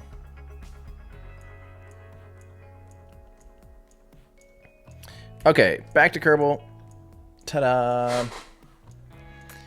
All right, so this is our thing that's ready to go to... This is Chandrayaan 2. Chandrayaan. I don't know if I'm saying it right. I'm sorry if I am saying it totally wrong. But this is what we're going to do. We're going to quick save here. We have a 2.5 minute burn, so we want to burn for 1 minute and 15 seconds. So we burn on each side of that 2.5 minute burn. So let's go ahead and fast forward till T-minus about 1.5 minutes. I'm looking at that thing at the very bottom down here. That's telling me how much time left. So burn time 2.5. So we're going to burn for 1.25 at T-minus 1.25 from our maneuver node. So 8 minutes. 5, 4, 3, 2, and at 1:30 I'll go ahead and... Okay, 1:30, so at 1:15 we're going to do our translunar injection. Here we go. And 3, 2, 1, hip hip. Yeah, baby. We are on our way to the moon. This is similar to what the Chandrayaan 2 did, but it had burnt out of its upper stage by this point. It got into Earth orbit, and then it used its kick stage here to do the rest. We're not doing that, just because I didn't design this well enough, and it's not to scale or anything like that at all. Yeah. All right, so we got some questions. First off, Sumit, thanks for being a member. That's awesome. You rock. Thank you very much. Nico, is Elon crazy for wanting to use thermonuclear weapons on both poles on Mars to heat it up? By the way, my internship for ULA was approved. Hey, congrats. Everyone say congrats to Nico. That's awesome. Congrats on... Wow, that's awesome. On a internship. Super, super cool. I honestly know nothing about the implications of nuking a planet to warm it up. I just don't know anything about that. I think it's physically possible. What does that mean? I don't know. Is it a good idea? I have no idea. So maybe I'll learn a little bit more about that and some of those topics when I do my video about how much rockets pollute.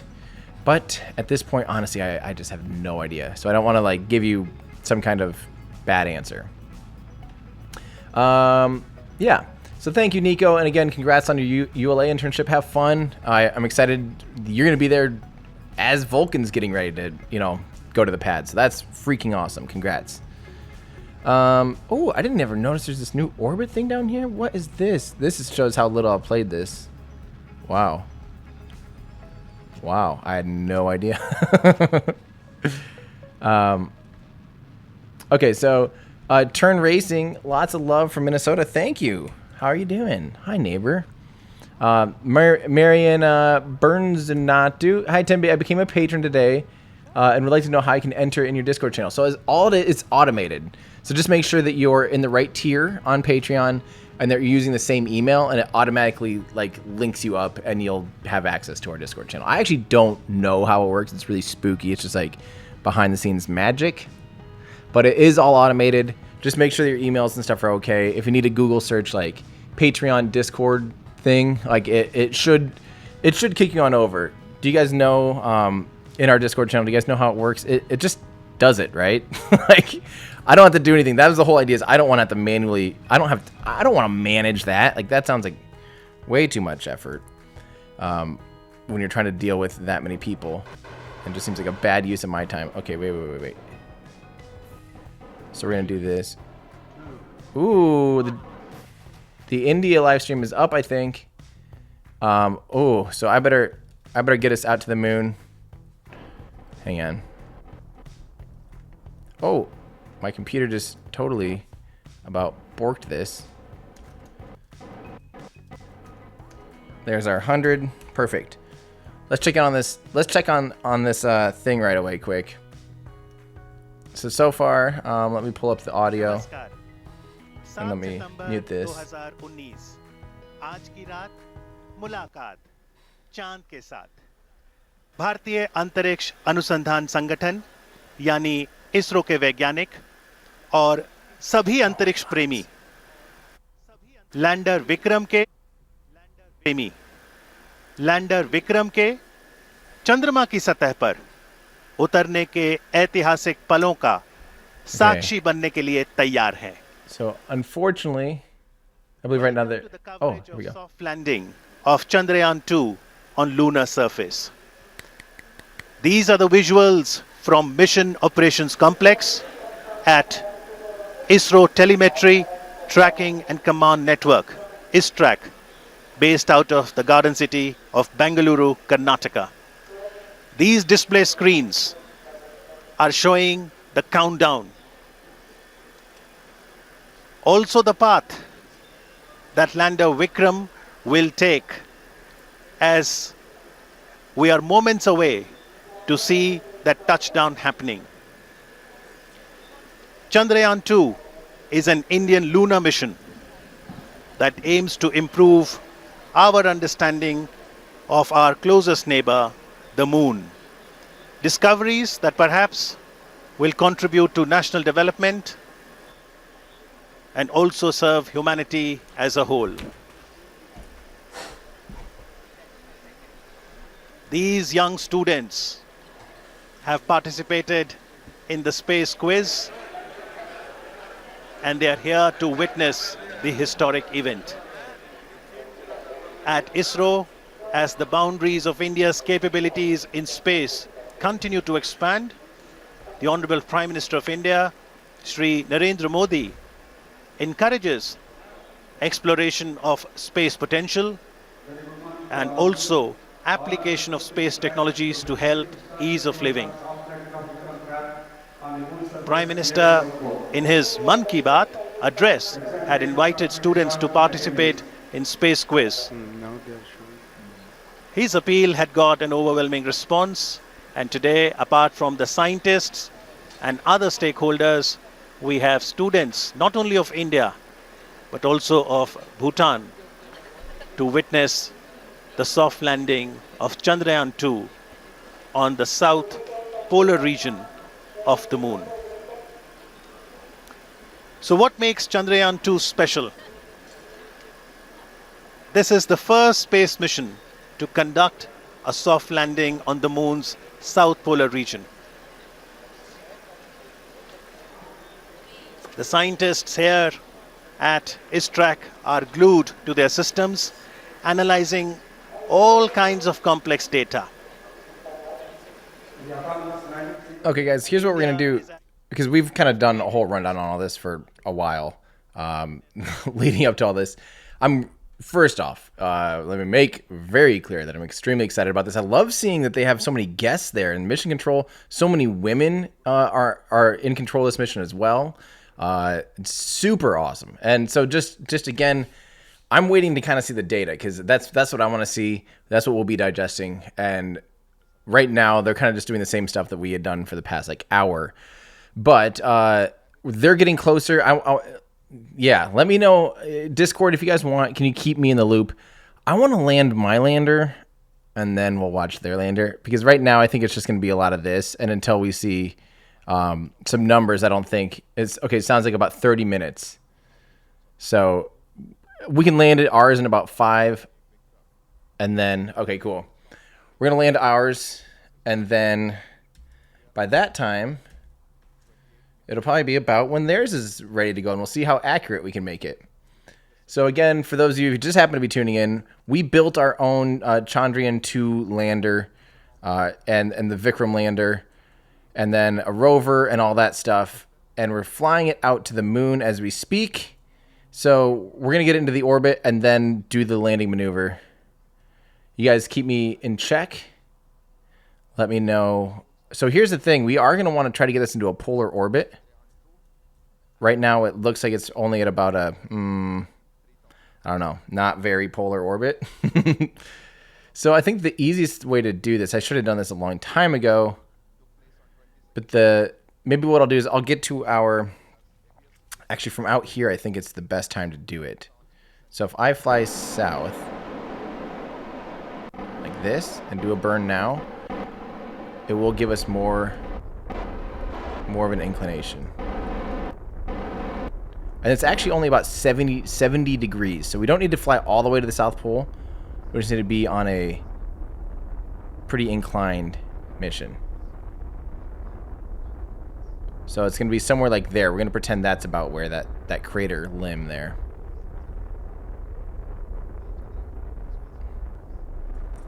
Okay, so there's our adjustment burn. That'll be good enough for now. And then let's fly to our lowest point, the periapsis, the PE there. We're going to do a burn there, and that will slow us down and put us into lunar orbit. So this happened a few weeks ago, this maneuver right here. And so this is kind of a very crucial part. If you don't do this burn, you do not end up in orbit. Let me know if the levels may have changed a little bit. Ooh, I like that. Someone's asking who will be the 5th country to land on the moon, soft land on the moon. That's a great question. Okay, let me know if the levels are okay again, now that we're back in this. Okay, so let's do this burn here. 3, 2, 1, hip hip. So we're slowing down right now as we speak. And this will kick us into lunar orbit. We're going to first get into like 150 by 150 orbit. We'll do a circularization. I don't really care if we nail it on the head with a 100-kilometer circular orbit. We can do 150. Uh-oh. Are we out of... Did I really totally... No. Oh, man. Tim, you don't know how to play Kerbal anymore, do you, my friend? Wow. I thought we were going to have absolute ample... Okay, so... Oh, that was just our... Good. We're fine. We're totally fine. Oh, that scared me. We still have the whole kick stage.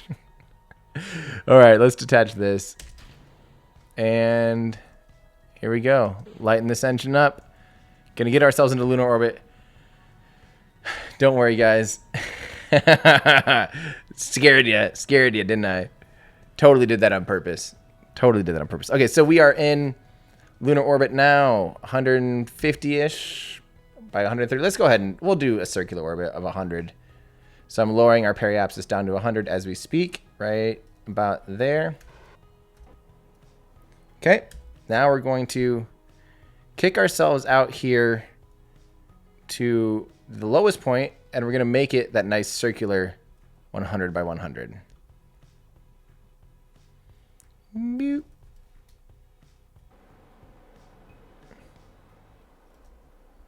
And here we go.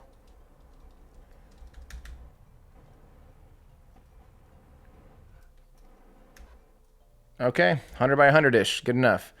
I'm going to go ahead and I'm going to extend our solar panels on this thing before I forget. Which I think I had an action group for. We're going to extend our antenna just to look cool. Okay, so this is our Chandrayaan 2. This is the orbiter. Now that we're in that 100 by 100, I'm going to go ahead and I am going to detach. I'm going to go ahead and detach our lander.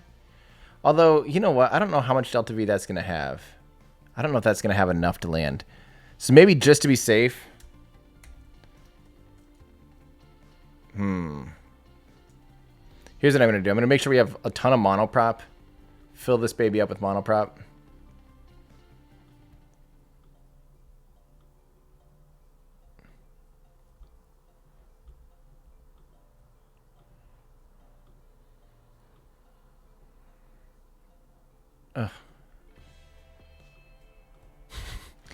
All right, we're filling up monoprop between all these units.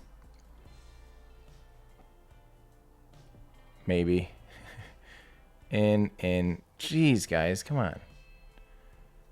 Why is this so hard? Okay, stop. Out. There we go. Filling up the monoprop. Let's answer some questions while we wait. Okay, so Marion, hopefully that works out. Let me know. Philip, as far as I know, no aerospike engine has ever flown in a rocket application. In your opinion, what does the future of these engines hold? You're trying to get all these spoilers out of me, Philip. I mean, that's all in the video. We'll talk a lot about what exactly is happening here with aerospikes and why we're not seeing them, what their negative consequences are and all that stuff. I could still see someone doing one, but the real answer at the end of the day is why.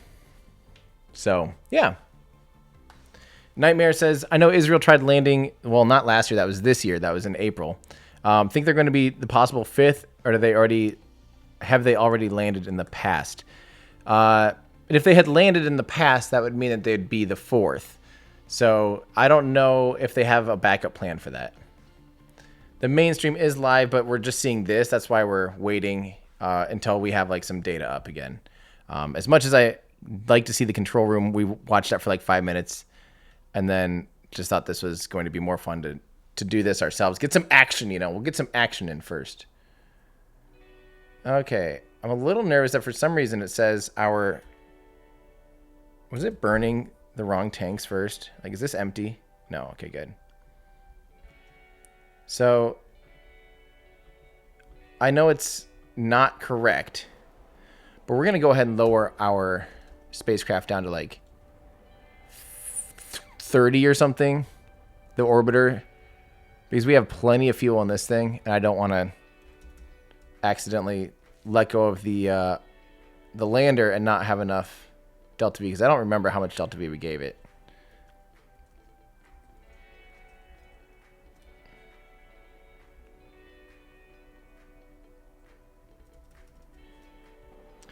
Can someone remind me, what's it take to go from orbit to landing for delta V wise for the moon?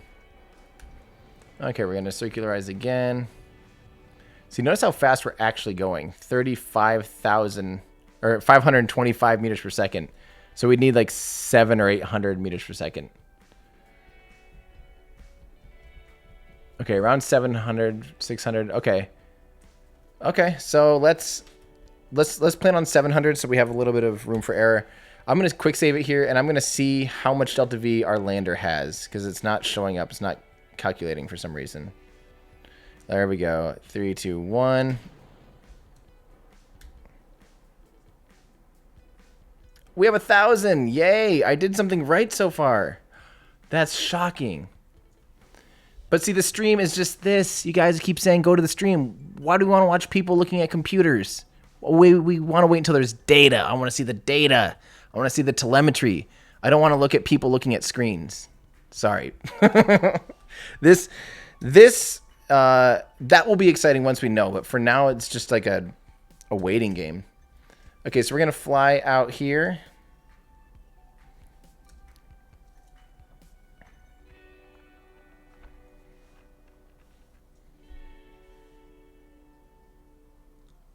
You guys do want to hear? You guys do want to hear the audio of them talking? Let me know, because you can always watch that if you want. But I really am excited to see how they're gonna do this, and then watch them actually do it. So let's go ahead and we're gonna perform a burn here. Light these engines up. It's not liking this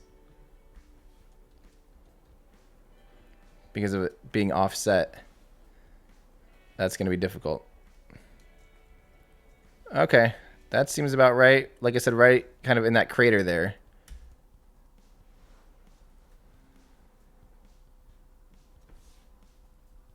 Brad says streams live. Okay, here we go. We actually have something. I'm going to listen in real quick. We're going to take a little Kerbal break and see what's going on over here quick. Of almost 30 kilometers.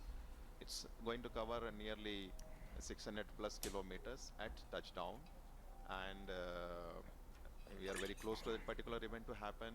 As I mentioned, during the powered descent time, it will be several phases over which the orbiter will be brought down to the lunar surface. It's not a single event. Where'd it go? Where we just reduce the velocity and go to a lower altitude. It will be going through several phases of orbital altitude reduction and the velocity reduction, which we will explain as we come closer to this point event.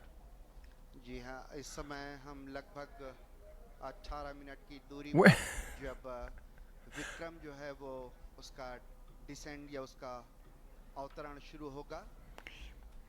अन्वेषण की तरफ बढ़ते हुए भारतीय कदम जो हैं उसी की दिशा में चंद्रयान 2 एक और कड़ी है। Okay, well, चंद्रमा हमें पृथ्वी के क्रमिक विकास we're still a little ways away from the actual landing. So let's try and beat him. Let's try and beat him to the landing. I'm going to do a quick save here. We don't know if the live stream will actually have video live stream. That'd be awesome if it did. I better start slowing down here, though. Quite a bit.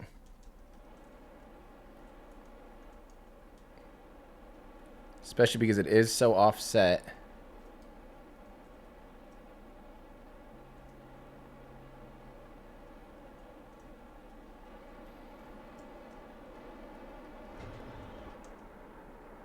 Oh, geez.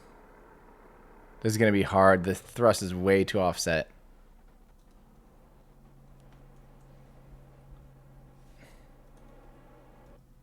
Oh, no. This is bad. I am doing terrible. Did I just run out of monoprop already? Yes, I did. Oh, this is very bad. I'm going to go ahead and just squeeze this in a little bit. There we go.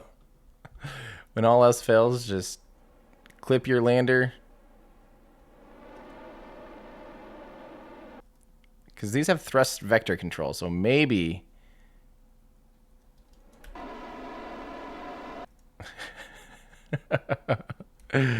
No. And I don't have reaction wheels at all.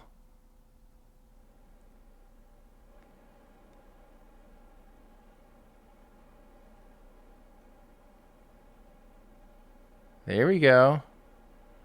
There we go.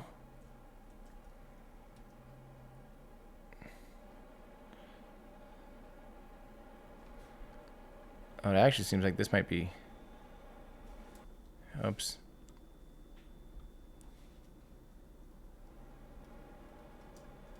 Hopefully, India, you guys did your math better than I did.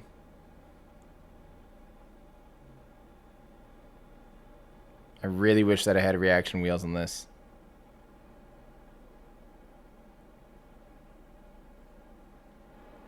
As long as I can hold this, I just want the thrust to weight ratio to be high enough. Okay, it's pretty high.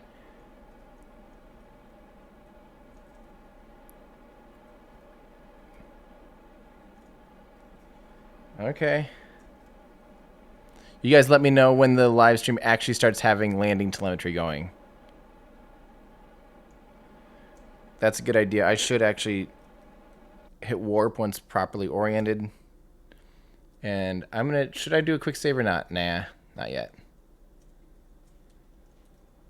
So we're going to have to keep our engines running just to maintain orientation, basically, while we land.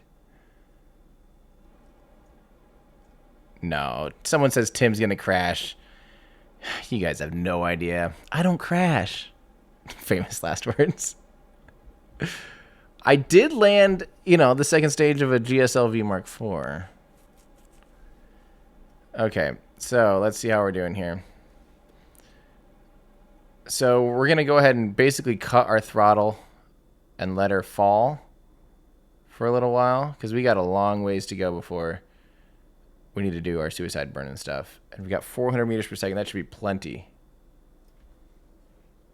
So it's not quite landing on the South Pole. It's landing 70 degrees south, which is the furthest south and South Pole-ish. It's not quite the actual South Pole, though, just so we're clear. Not that that changes anything. So let's see. Jackin says, next month I'm going to be studying aerospace engineering in Stuttgart. That's awesome. Your channel certainly increased my excitement for spaceflight. Thanks. That's awesome. Hey, congrats and good luck. Ooh, I am getting a little spicy here.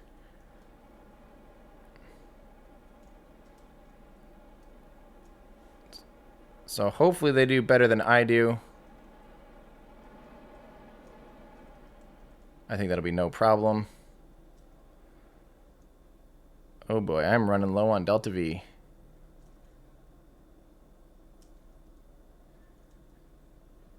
Okay.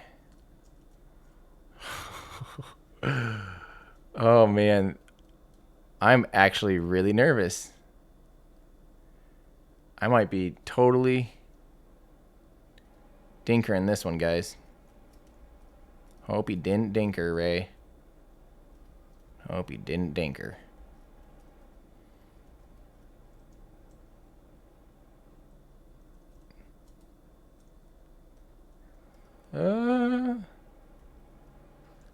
Oh yeah, I can change this now too. That's awesome. I forgot about that.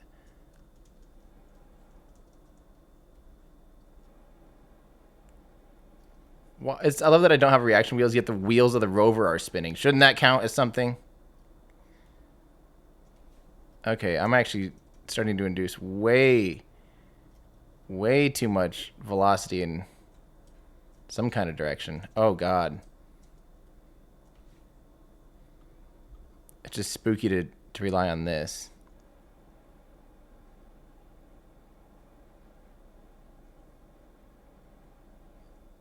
Oh, God. Yeah, without monoprop, I'm pretty much screwed.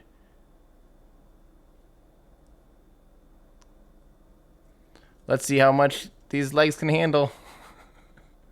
Falling 200 meters out of the sky. Hopefully India does a lot better than I just did, because that's my landing attempt right there.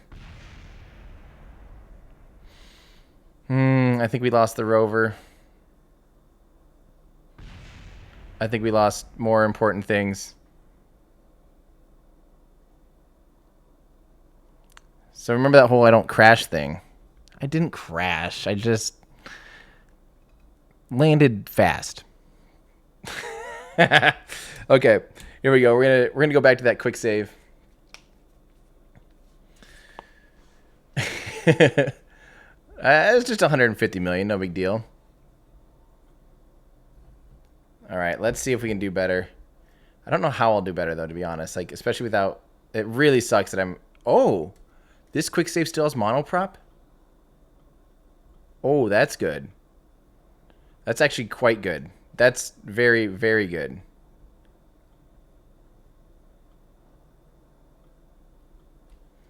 Okay, I think we can do this then.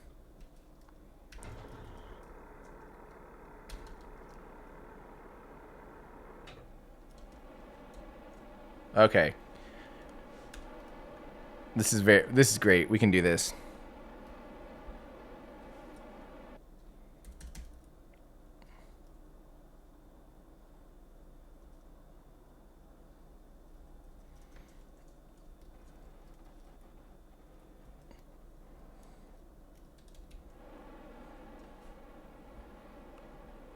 Let's do this quick, huh?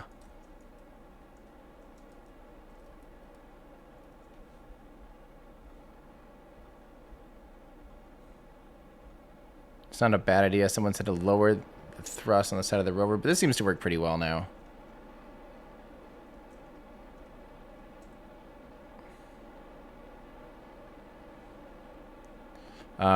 Yeah, Funky Droid, thanks. That's not a bad idea. If it's still unable, it controls itself pretty well, like this actually. Why do I not trust that suicide burn calculator at all? We are still screaming in here. We are really cruising.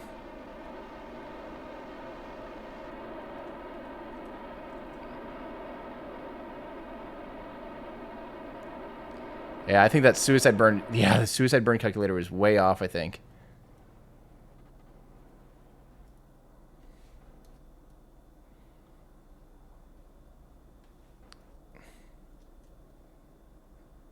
Okay, this looks so much better.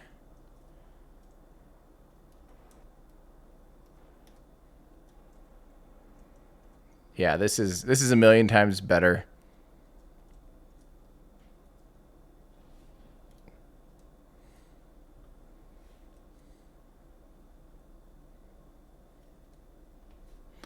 And I'm just going to try to save my monoprop for the end. We're just at minimal throttle.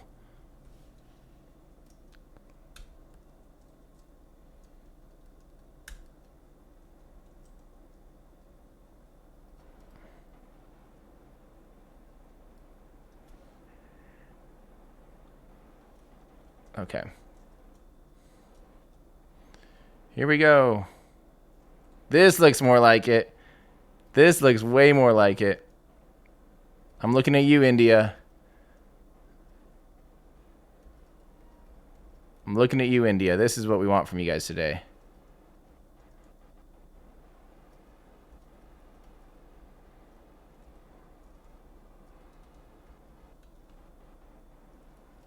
There we go. Now we're talking. Finally. Okay, let's extend that antenna. Let's try and lower this. Make sure it will let us lower it. Nice and slow. Let's lower this transverse rate so it's like nice and slow and doesn't get too spooky on us. Ayo. Oh. Stop. Almost flipped ourselves over. Okay, we'll worry about that in a second. I want a quick save now that we landed. And let's go to daytime, because really this should all be happening during the daytime. That's another thing that I just glossed over. And really, the whole thing will only last about 2 weeks because of it's only designed to last a full lunar day. Okay, let's get this rover on the ground, and then let's tune in for the real thing, because I think it's going to be about time. Okay, here we go. Drive, you little beast. Yes! Yes! We actually did it. We did it, guys. Okay, 6 minutes. That's perfect. This is what we hope to see right now. Let's see this, India. Your turn. I'm going to take a quick picture. How do you hide it? Yeah, like that. Okay. Here we go. Let's listen in. It's time. 3604.254 second तक प्रज्वलित कर कक्षीय परिवर्तन किया गया, जहां कक्षा उत्थान किया गया.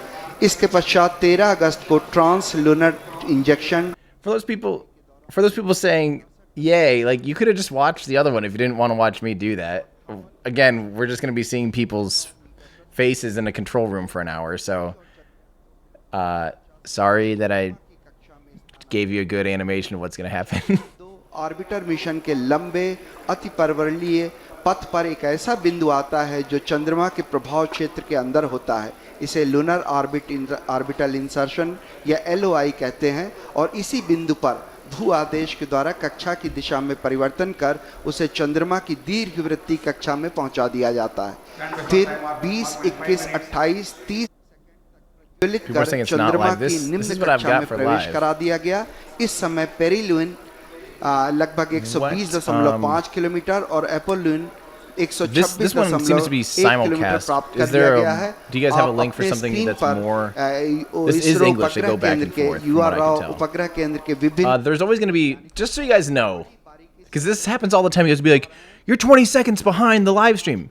Yes, that's because I have to get it to me, and then it has to go back out to the internet. Like minimum round trip there is like 20, 30 seconds. So if you really need those 20 or 30 seconds, you can click on the original one. But I don't think there is.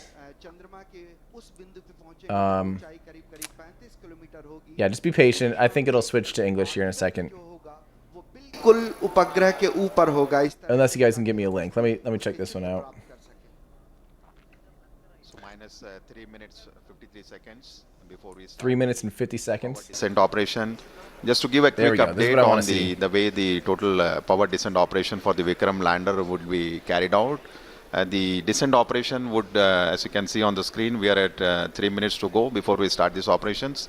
So Vikram lander would commence from an altitude of 30 kilometers, and once this descent operation has started, it will be for a duration of nearly 15 minutes before it touches down on the lunar surface. 50 minutes. And the Vikram landing sequence is achieved through an autonomous landing sequencer.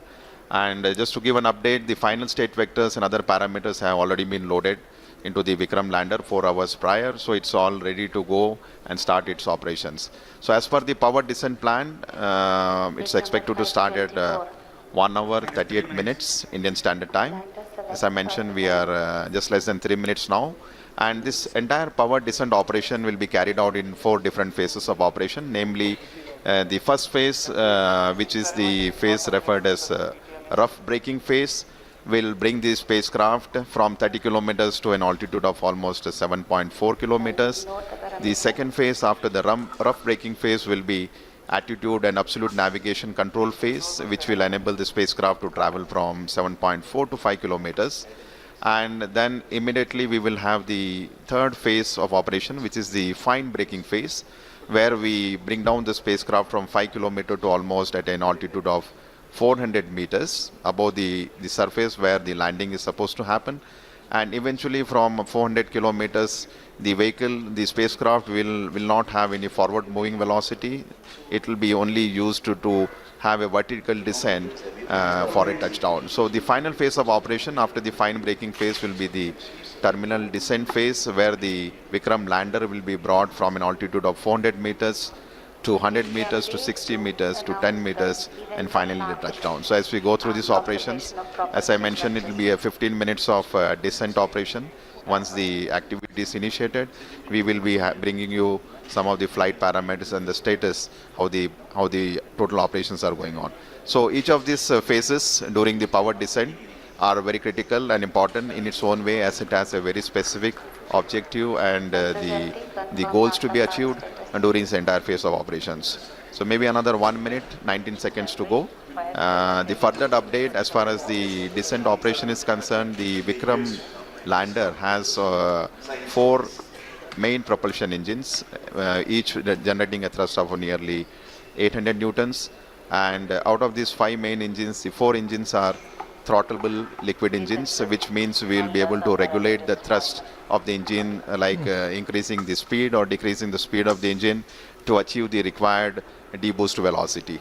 Another 48 seconds to go before this deboost or firing of the engines. The 4 thruster engine, throttleable engines are carried out.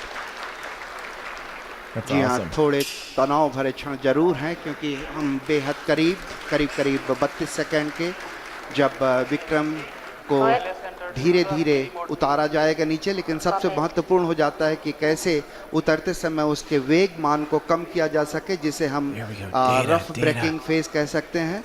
और इस rough breaking phase के दौरान हम जो उसमें लगे हुए 8 थ्रॉटलेबल engine हैं, जिससे उसके प्रणोद बल को कम किया जा सकेगा. ऐसे 4 इंजन 4 कॉर्नर पे लगे हुए हैं, 4 कोनों पे लगे हुए हैं. और ऐसा While they're speaking Hindi, I'll go ahead and kind of regurgitate a few things that I just learned. That sounds like only 4 of the engines are actually throttleable, which is really interesting. But it looks like they've had a good engine ignition, so they're currently at 30 kilometers. They're clapping, so obviously that means that things are going well.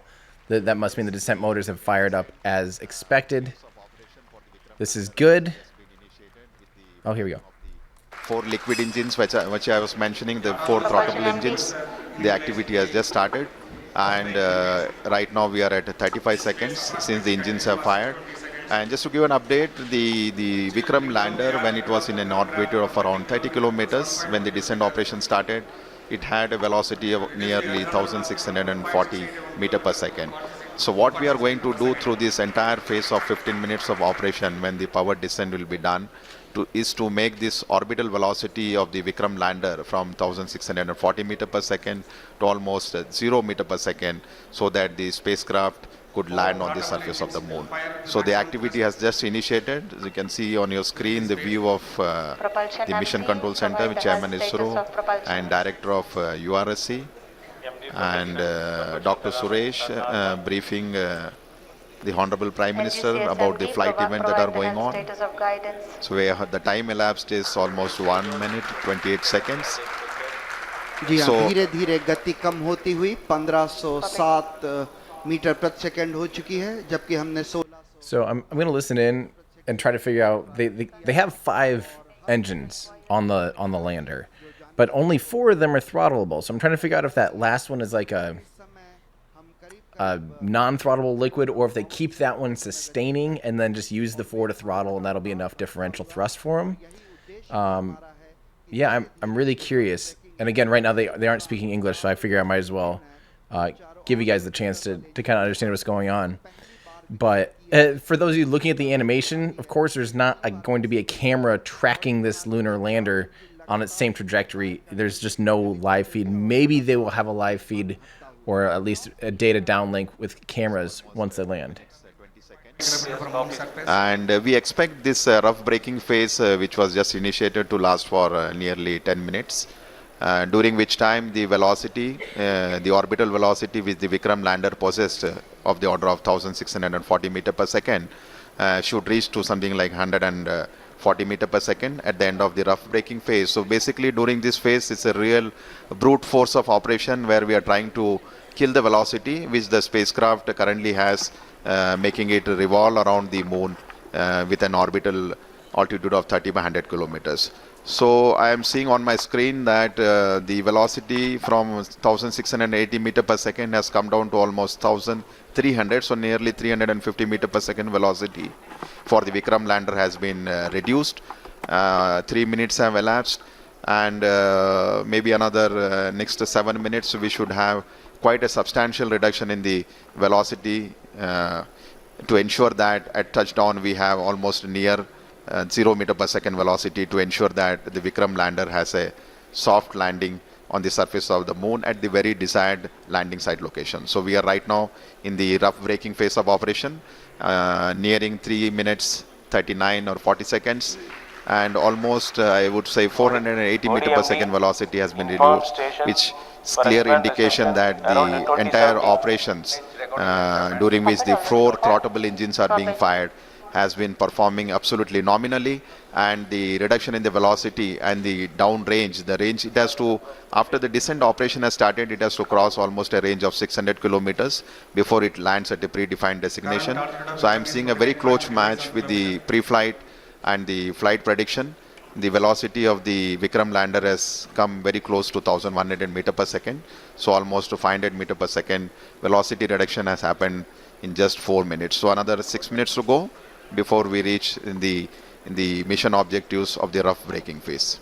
जी हाँ, करीब 6 minute का समय 4 minute So का I'm trying to समय figure व्यतीत out, हो गया है. they're talking about a rough braking phase, and I wonder if that's when they go even further and throttle deeper with that 5th engine. I'm trying to figure out if you guys know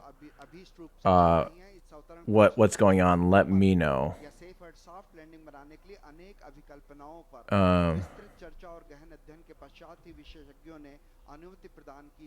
Yeah, let me know if we figure out what that is, because I've been trying to listen in. But the one big thing is you can see the velocity on the screen right now, 1,800 meters per second. Oh, yes. This is what I want to see right here. Vertical velocity is going to remain pretty constant because they're going sideways. They're removing their orbit. They're moving their horizontal velocity first. So the thing's flying pretty much sideways at this moment. Scrubbing off all that that horizontal velocity. Once they do that, then they'll kind of pitch down and they'll start working on their descent. But before you do your descent, you have to remove your orbital velocity, because don't forget, it was orbiting the moon like this. And in order to land on the moon, you can't do like here on Earth. We can use the atmosphere to slow down. So you can be at orbital velocities, kind of start hitting the atmosphere, let the atmosphere slow you down, and then either like use parachutes or wings like on a space shuttle, or propulsive landing like what SpaceX is doing, to do your final touchdown on Earth. On the moon, you don't have that. You don't have any option of braking beforehand, so you have to use liquid rocket engines to get out of that orbital velocity, become suborbital, just like we're seeing on the top right there. That's their orbital bit right now. It's suborbital. So if they were to, cut the engines off right now, it would smack into the moon. But they still need to remove all of that horizontal velocity. So that's what we're mainly seeing them scrub off. They're at 830 meters per second. Here we go. Since we started the power descent operation, and we are still in the rough braking phase with the next 4 minutes to go. And if I look at the velocity that has dropped from the time the power descent operation was initiated, nearly 50% of the orbital velocity has been reduced. So we started with 1680 meter per second. Presently, the Vikram lander is descending towards the lunar surface, and it has a velocity of 760. So we expect in the next 3 minutes, the velocity should come down to something like 146. So on your screen, you can see the plot where we have on the x-axis the downrange, and on the y-axis is the altitude. So I think altitude has Alok has come down quite substantially now. We are almost maybe in the range of 10 to 20 kilometers. हाँ जी, And Radhakrishna ji, velocity also लगभग is, 20 yeah, I think 21 के maybe. बराबर। So ji. a very close match with respect to the pre-flight predictions, and which clearly indicates the four throttleable steering engines, which has been basically designed for this Vikram lander for the first time, has been performing extremely well. And as per the plan, the timeline is going very precisely, 7 minutes 34 seconds. So maybe another 2.5 minutes to go. And we have almost touched the 630 meter per second. So maybe another 500 meter per second velocity is what we expect to get it reduced. At the same time, if you look at the downrange, it has traveled quite close to the landing site now. And just we are maybe 75 kilometers away from the actual landing site. When the maneuver was initiated, we were almost 600 plus kilometers, ji, ji, and करीब 600 kilometre. yeah, and quite a जी। velocity, and I think it has been getting reduced quite substantially. The one thing I would like to just mention here, during the descent phase of operation, as I mentioned, the rough braking phase is the real brute force of velocity reduction. And since we are trying to bring an object from an orbiting around the lunar surface to have a touchdown, there is a need for us to reduce the velocity. It's something like braking, and quite eventually the job is being done now. Maybe it's around 450 meter per second, and another 2 minutes plus to go. In fact, I think when we reach an altitude of almost, the target for this particular rough braking phase is to attain an altitude of 7.4 kilometers, when the velocity should have touched almost 146. So maybe another nearly 2 minutes, maybe 1 minute to go. जी हाँ, लगभग एक minute की दूरी पर हम लोग। So, from my understanding, is that they have 5 engines. Here's what I would definitely want to see here. So what they're doing, I think they're doing the rough braking now, which is where they're going to basically scrub off the velocity and not worry about the fine throttling and the soft touchdown yet. So they'll get to a point where they're like 400 or 500 meters above the surface, basically be stopped, and then kind of switch modes and go into a nice, smooth, controlled descent, and not worry about this like perfect. We call it in the industry is kind of called the suicide burn, where like you have to throttle and maintain a greater than 1.0 thrust weight ratio in order to stop and land on perfect. I think what they're doing is they're kind of doing like a stopping point first, and then doing a smooth, slow descent from there. And it sounds like the 5 engines, they actually have one for redundancy. So if one would go out, they can turn on the other one, and they must have a way to be able to gimbal or offset based on that, which is pretty cool. So, yeah. So this is all looking really good so far, guys.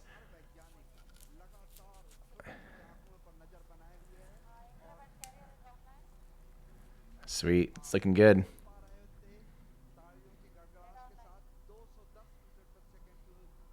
I'm waiting until they start speaking English again so that I can understand stuff. And oh, sounds like the rough braking phase is over. Okay, let's listen in. So we have finished the rough braking phase now, because the target for that was 7.4 kilometers, and the velocity was nearly 140.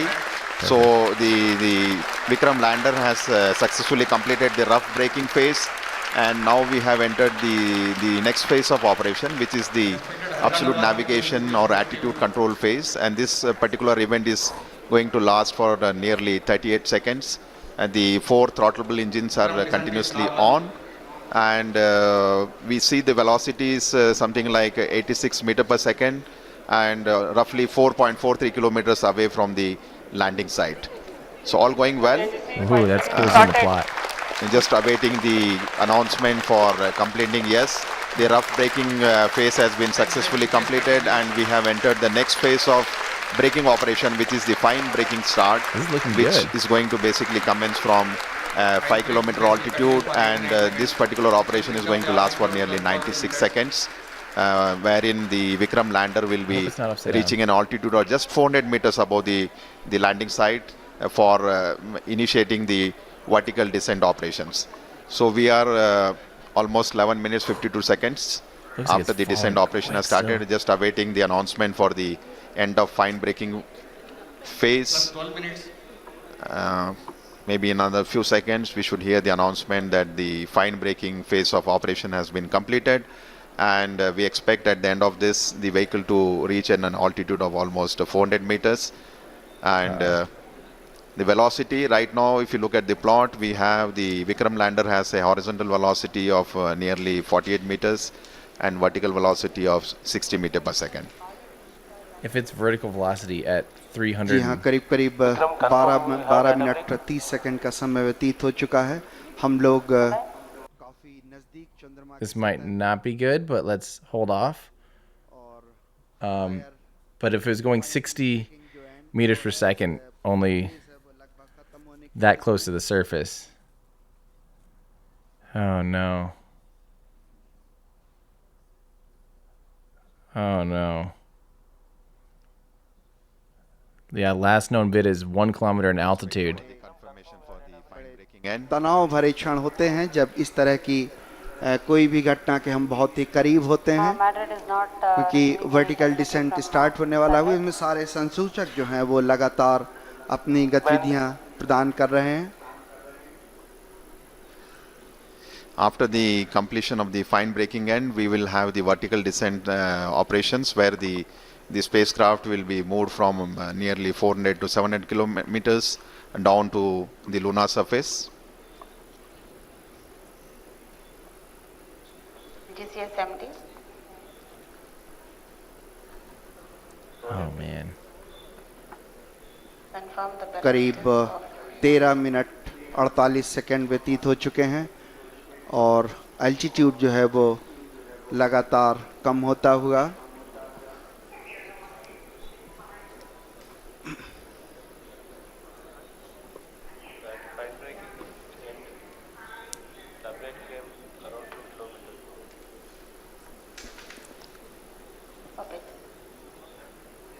We're just waiting for the confirmation. The spacecraft, as we see on the screen, is showing the horizontal and vertical velocity of nearly 48 and 59 meter per second.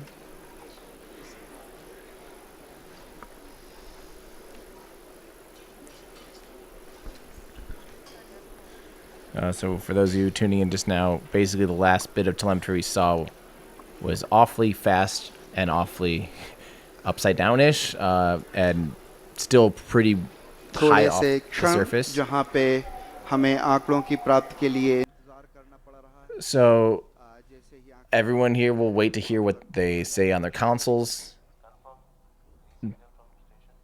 But likely this is looking awfully familiar to, Space IL's landing attempt just earlier in April this year.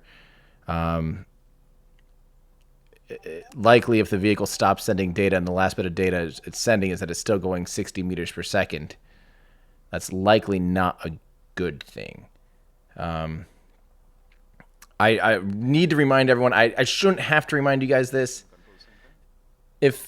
If you don't have something positive to say about a company or a country or a group of people, engineers that did all of this, if you don't have something nice to say, definitely don't say anything at all. Please. You sound really silly if you make fun of people that just sent a probe to the moon for half the price of making an Avengers film. This is no joke. It's really hard. It took the United States quite a while and the Soviet Union to actually do good soft touchdowns and to be able to do it safely. So this is not something to make fun of or, say negative things. It's unbelievably hard. I mean, it is, after all, rocket science.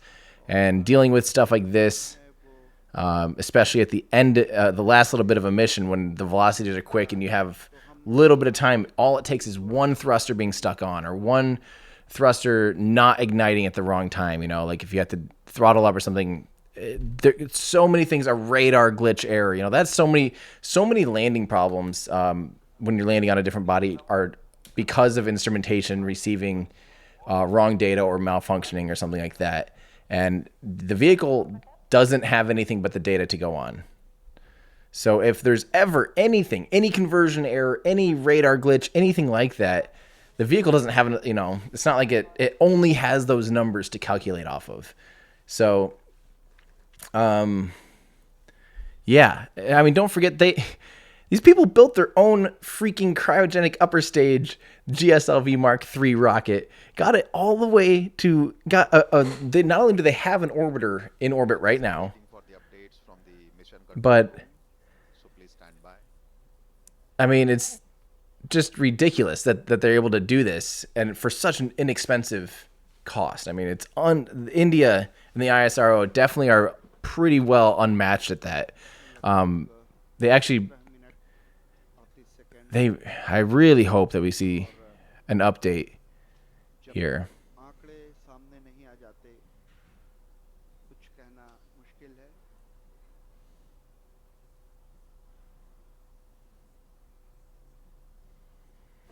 है।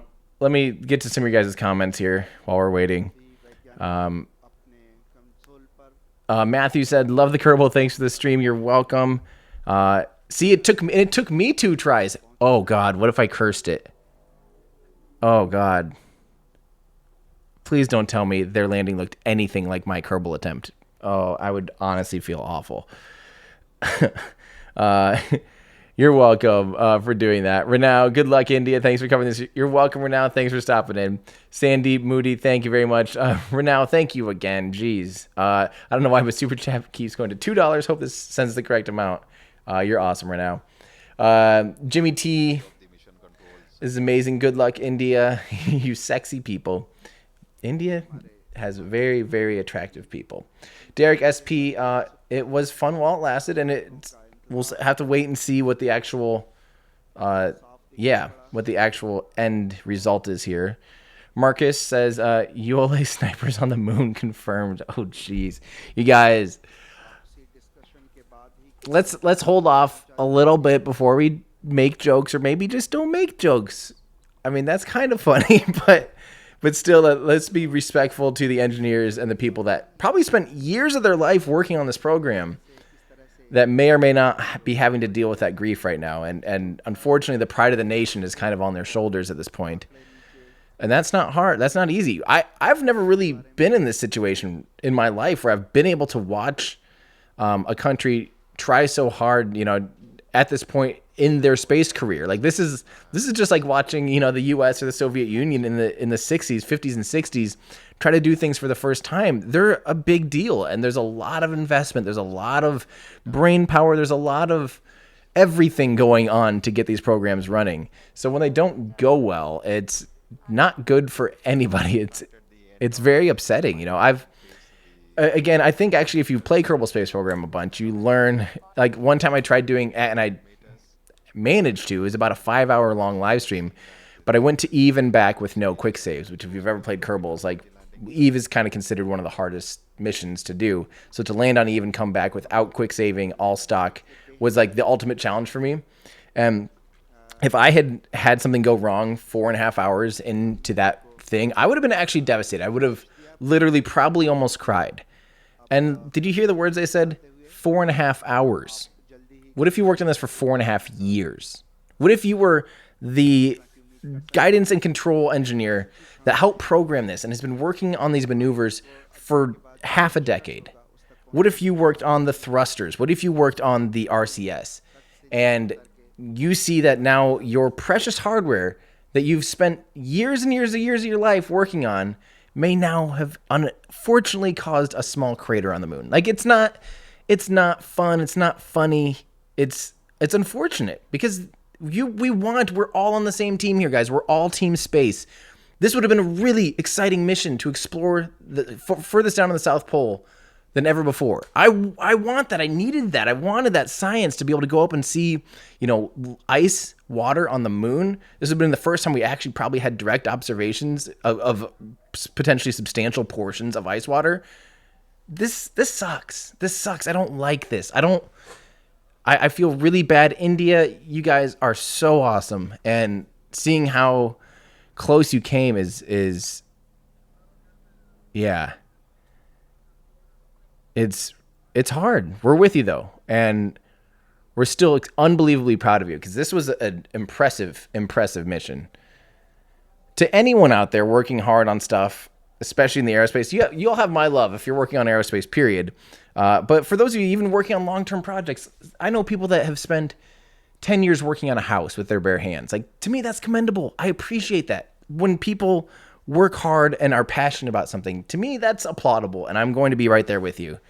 And you can tell, look at the faces. I mean, this is upsetting, and it's, remember to keep in our heads here, keep ourselves reminded of the grasp of this and of the actual, what this means to all these people that are going to have to go home tonight and who probably didn't sleep very well for the past 3 days, who probably didn't sleep at all last night, who, this is going to be, it's hard. Just like when Falcon 9 failed, I was watching live both failures of the Falcon. Well, not live because Demo 6 I didn't know about live, but I remember the second it happened. But I was watching CRS 7 when that happened live. My heart just sank. I could not believe it. That a rocket that I was so excited, that was hoping to be the first Falcon 9 to land, period, was supposed to be a CRS 7. And it was a perfect, it had all the right upgrades. They had the grid fins figured out, the control thrusters. They had fixed the sticky throttle valve on the booster. And they were going for this mission. It was going to be the first landing. It was going to be the first drone ship landing too, because they weren't doing return to launch site RTLS landings, return to launch site landings at the time. They were just going to try to land on the drone ship, which is actually an easier profile, but they actually had a little hard time and bad luck with it after they did their first return to launch site landing. But watching that vehicle blow up out of the sky was heart-wrenching. And guess what? They were back at it in 6 months and flew and landed, and then we're totally back at it. This mission was years. Like, there's going to be years between the ability for them to be able to try to do something like this, like a reset. And yeah, this sucks. Like, this sucks. And same, obviously, with Israel, with SpaceIL. That was a little bit, that's still really, I'm not trying to put these all yours doesn't count because it was smaller, but it was a lot smaller grasp of a mission compared to, this was a substantially more of everything mission. SpaceIL were doing, that was done as ride share. So SpaceX did half of the work in the plotting to get them out to their mission. And then the vehicle they had did the rest of it. But this still has an orbiter, and they developed the launch vehicle themselves. So just as far as what they did, it's just all a little more involved on that aspect. I'm not trying to downgrade and downplay what SpaceIL did, because that was absolutely incredible too. But Ben Pearson says fourth to crash on the moon if you count orbiters. Well, kind of. The Chandrayaan 1 actually had an impactor, so they've already impacted the moon with Chandrayaan 1. This was not intended to be an impactor, but it sounds like it most likely became one. So yeah, exactly. Cone says in the chat, says at least they do have an orbiter in orbit, and that's still a very big deal. And hopefully actually that orbiter will be on the same inclination, so we'll be able to fly by, and I don't know what kind of camera it'll have on it, but I'm hoping that they are able to retrieve some data from the landing attempt. So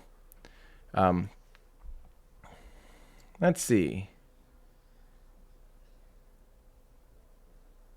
So Summit says, even if this mission fails, I am so proud of ISRO, and being an Indian still, I have hope that we will succeed.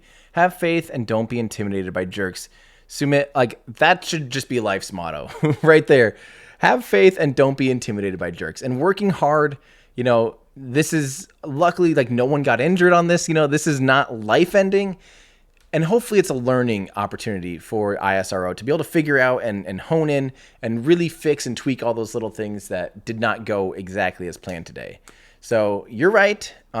India should still be unbelievably proud of this mission, because this is like a flagship mission. This is a substantial mission. And it's hard, just like how no one else besides the United States has been fortunate enough to really land on the moon successfully. I mean, the Soviet Union landed, I think that the lander was crooked and it lasted about 2 seconds or something like that. I don't quite remember the mission details. So it's hard to do space stuff, period. Period.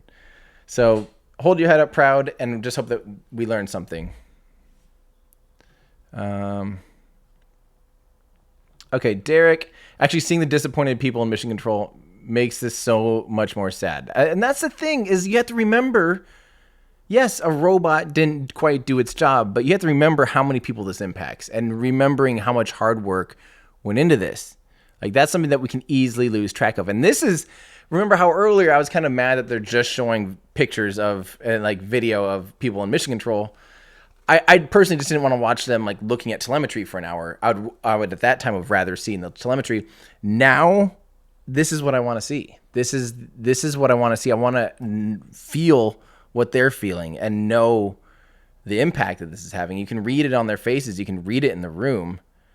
Yeah, you're right. Caleb, your channel inspired me to do astrophysics. That is awesome. Thank you so much for saying hi. Yeah. That's, I mean, the fact that you're actually studying astrophysics is unbelievable, because I wish that I had done something like that. I still might have to. The space tap, so much work in engineering was just lost. We hope that they got enough data to do an investigation and learn from it at least. Absolutely. And that's exactly right. This is a famous Elon Musk quote for those of you that are fans of Elon Musk. And the zombie tux reminded us in the Discord, it's only a failure if you don't learn from it. So as long as they can learn from it and make their next lander better, their next landing attempt, and improve upon what they just learned and improve upon this mission, then that's great, because that just means that hopefully the next time around everything works that much better and that much more smoothly. So let's see. Sanchit says, or maybe Sanchit, let's just say we like to be in orbit. That's true. Yeah, exactly. So Mingling Lee says, would you say if they increase the funding, even the co-op with other countries? Hold on.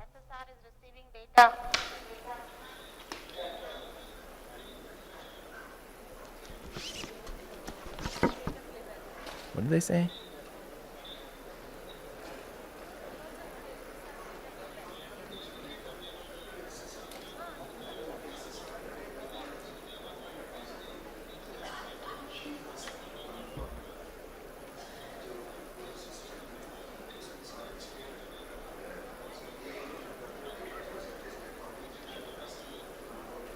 Yeah, I don't know if they said receiving or stopped receiving data. RF to confirm.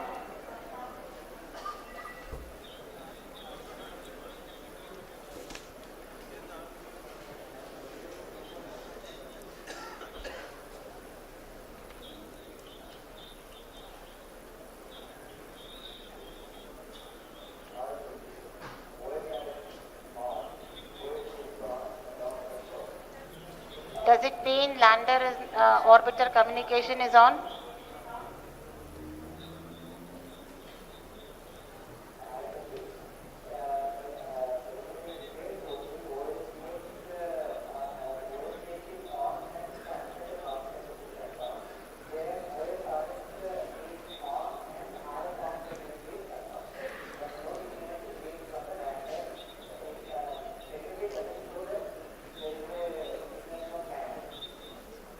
Noted. So I think they're just confirming if the orbiter is communicating, period. Like, the orbiter should have no problem. The orbiter, totally unrelated system. I think they're just making sure that, like, its communication systems are on, wanting to confirm whether or not the link between the orbiter and the lander, you know, because, like, if that accidentally got turned off, obviously they're not going to receive data. That's my interpretation. I don't think it meant that they were receiving data between the lander and the orbiter. I think they're just more or less like, hey, did we make sure that the orbiter still has communication uplink on? I don't.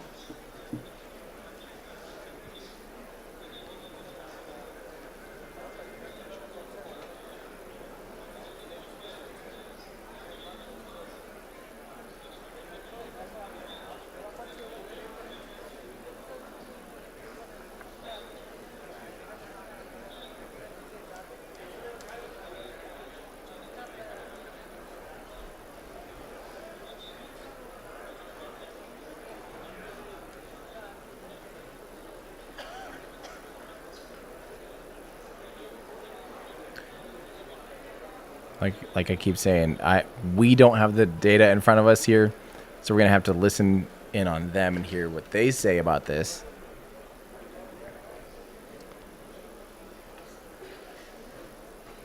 Dennis in our Discord asks, what was the Mars lander that crashed? Like half of them? Literally? Like almost more than half of all Mars landers that have attempted to land on Mars have crashed. I think you're thinking of the one. What was that one that had the conversion error? Yeah, but basically all of the Mars landers have crashed. Just as a reminder. Mingling Lee had asked if I thought if India was working together more cooperatively with other partners and countries, if it would help, because they were saying they feel like the pride of the country might stop them from asking for help. I don't know. I don't have any context for that. I know that they've been proud, and this is a big deal in even India's international or national news. I know that there's certainly been drumming up the excitement of it, which is great, and I think I want to see them cooperate internationally, and I know China wants to cooperate internationally, but the U.S. has been slow to consider that option in really ever. जितने भी आंकड़े प्राप्त हुए हैं उनके I'm gonna अध्ययन के आधार पर wait until we hear it in English. निकाला जा सकेगा But I have no context for that. Cooperation is always a good thing, but at the same time, like being self-driven and figuring it out on your own can also lead to like a certain set of challenges that can be very rewarding for a country and all that stuff. It was the ExoMars mission.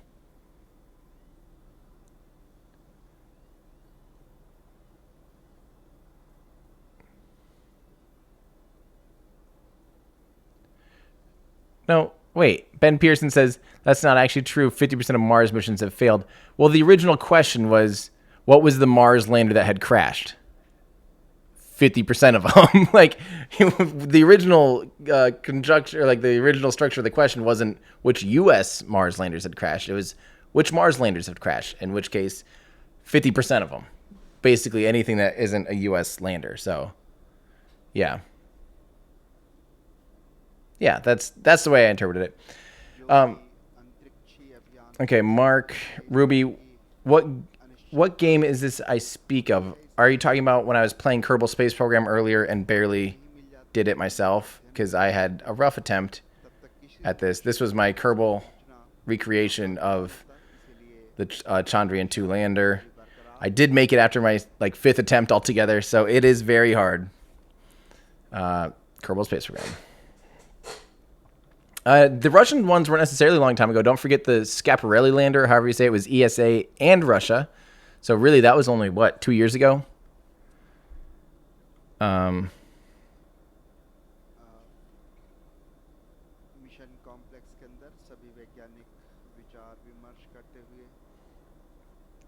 हुए Even if, so in Discord, we're not going to talk about them saying it had landed if just because a presenter thinks that they said it may have landed. I'm going to wait. Clearly, the tone in the room is not that the vehicle landed safely. Like, you can read the room, and there's not been one hint other than them saying, has the communication been turned on with the orbiter? There's not any, gasps or clapping or anything to at all indicate a landing. So, yeah, I don't think that the other person's live stream or whatever would be correct. Oh, yeah, Mars Climate Orbiter. That was the one that did the... Yeah. Okay, let's keep... Let's see. Aelmar says, remember, space is hard. Yes. Period. Space is hard. Boop. Absolutely right. Nova... hope they got enough data for their next try. It's amazing to see these people's accomplishment. Love the stream. Well, thanks for tuning in, Nova. I really wish we were popping champagne right now and celebrating with them.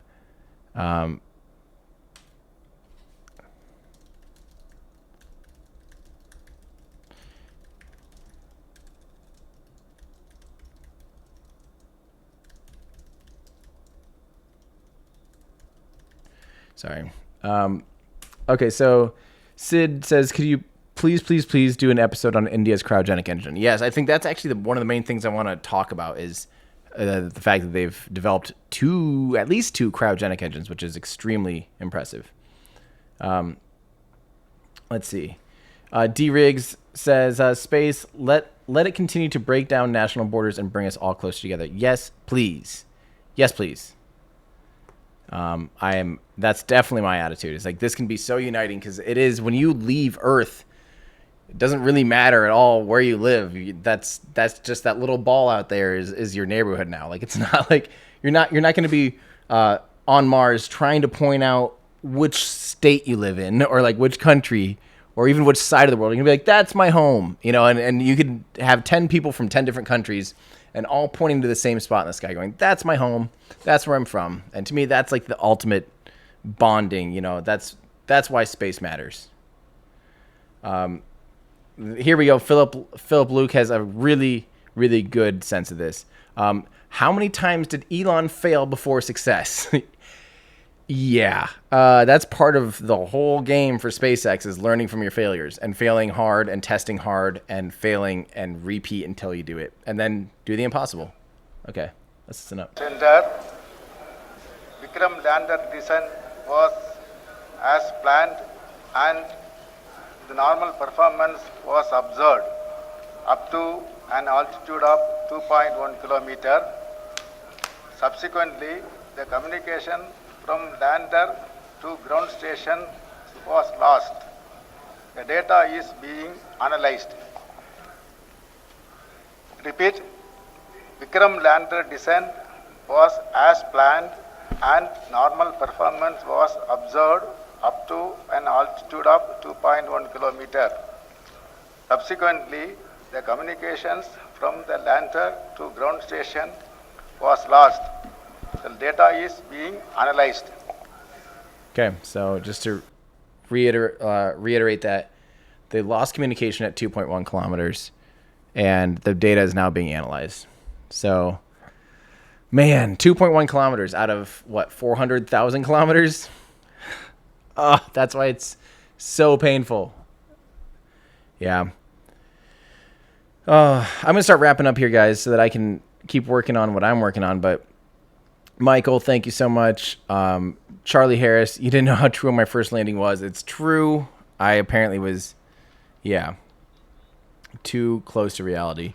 Mingling Lee, I just feel like it's time for us humans to come work together when it comes to exploring space, other than holding each other back to identify country pride. It's a different place out there, you know. I'm totally with you, Mingling Lee. But competition is a good thing, like to a certain aspect, like a certain amount of it is definitely a good thing. Think about SpaceX right now.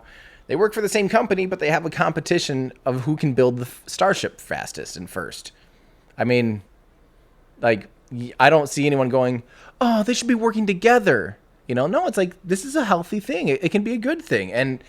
But it's just all about, like, even the individual's attitudes. Are they saying, we're going to do this because we're better than everybody and we're the smartest and that's why we're going to do it? Or is it like, it's our turn to learn how to do this and we're going to give it our best shot and learn along the way? Like, I think a lot of it's up to the individual and how the individual takes what they learn, takes what other people's are offering them for advice, learning from advice, but not necessarily always having to, like, you know, start from scratch. Again, aerospike engines are kind of the perfect example of this. Everyone wants to make an aerospike engine. Everyone starts working on an aerospike engine. Everyone realizes these are really hard and maybe not worth it at the end of the day. And that's not going to stop people from making aerospike engines. It's just not. They're cool. And I get it. But so I guess it's like, do you want people to keep working on aerospike engines? Or do you want them to just like cooperate and be like, all right, well, everyone else says that I shouldn't do this, so I'm not going to do it. It's sort of, there's, and I'm not saying either thing is right, but you can't just say like too much, there's not enough cooperation here, so therefore it's bad, you know, or whatever. I don't know how much they cooperate with other countries. I would like to hear what the Prime Minister is saying, but the audio is really, really quiet. We have achieved. Be courageous.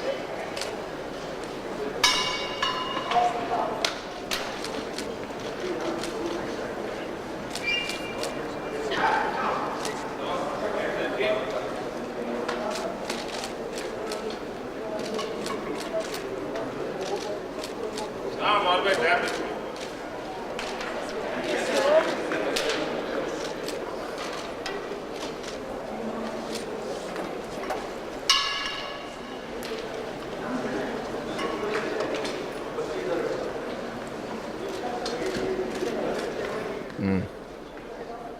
kind of gets me in the feels. That gives me goosebumps.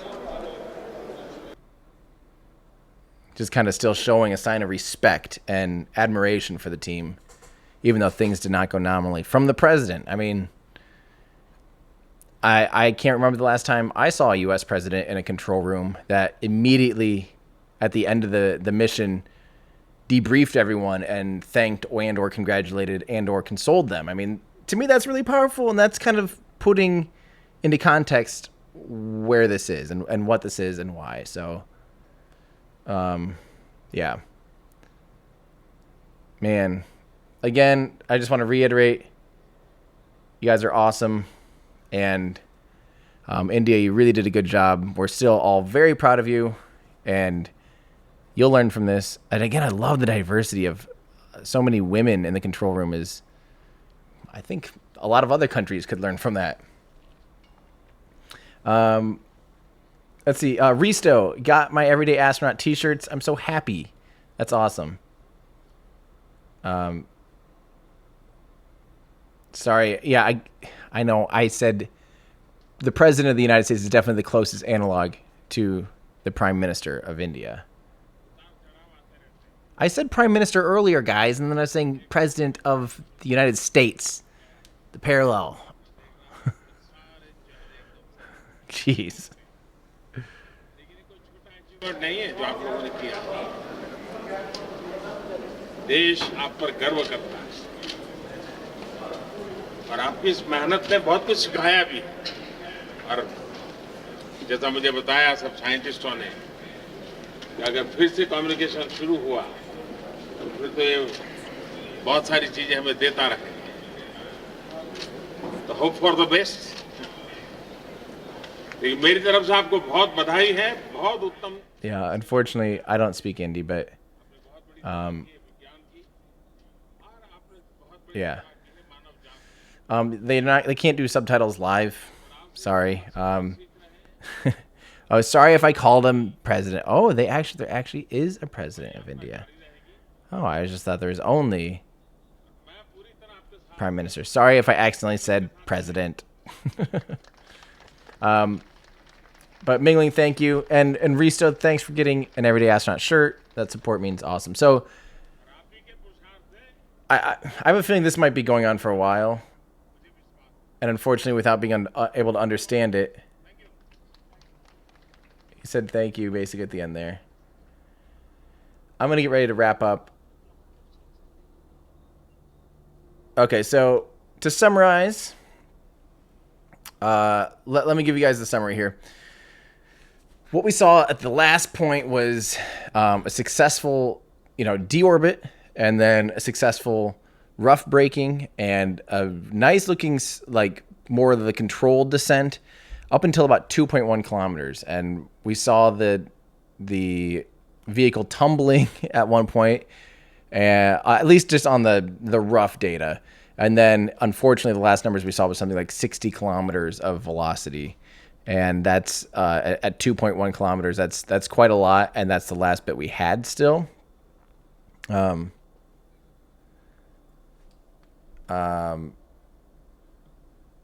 So that's unfortunately it did not work out. That's really, really too bad. But yeah. Oh, hang on. I want to show you guys this. We're not gonna listen. I'm just gonna have this up. But just seeing him with all the students is pretty cool. So again, for all of those people who are tuning in, who have just watched, it didn't go as planned, but hopefully they learn from their failures, because it's only a failure if you don't learn something from it. So stay tuned, guys. I know I always say this, like, oh, I'm working so hard. I cannot wait for you to watch this video about aerospike videos. This will be the book on. I'm writing the book on aerospike engines basically in YouTube form. It's turning into a documentary very similar to the Raptor engine video. So if you liked the Raptor engine video and you feel like you learned about engine cycles and why the Raptor engine is what it is, and why the full stage combustion cycle is considered the best solution for maximizing your output.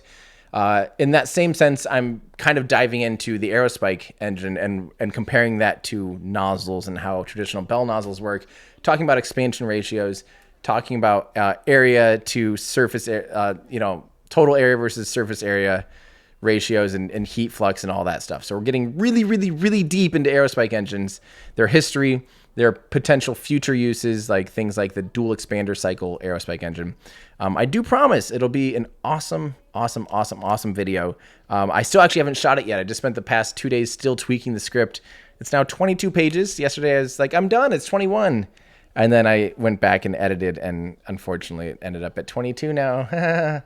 But I promise that will translate. So for reference, the Raptor is about 18 minutes. This has some video from interviews of people that will easily push it over an hour. Sorry, not sorry. Yeah, it'll be the place to go if you want to learn about aerospike engines. So, or bell nozzles if you want to have an understanding of bell nozzles, because we get quite a bit into that whole concept of how a D-Lavelle nozzle works.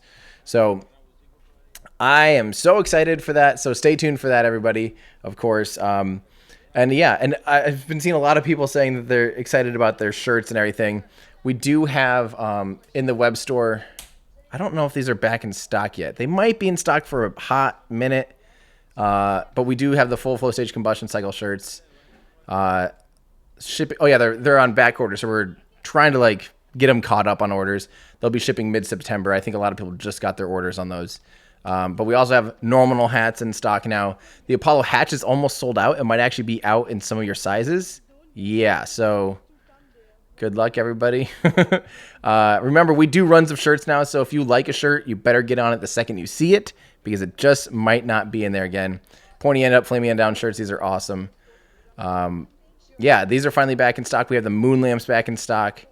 We're working on getting a few other things back in stock. But I also am really excited about this. We finally have rapid unscheduled discounts. And so we're almost out of almost everything here, but I'm trying to clear inventory, making room for Star Hopper pictures down here. I'm going to have some signature signed ones that are going to be awesome for Star Hopper.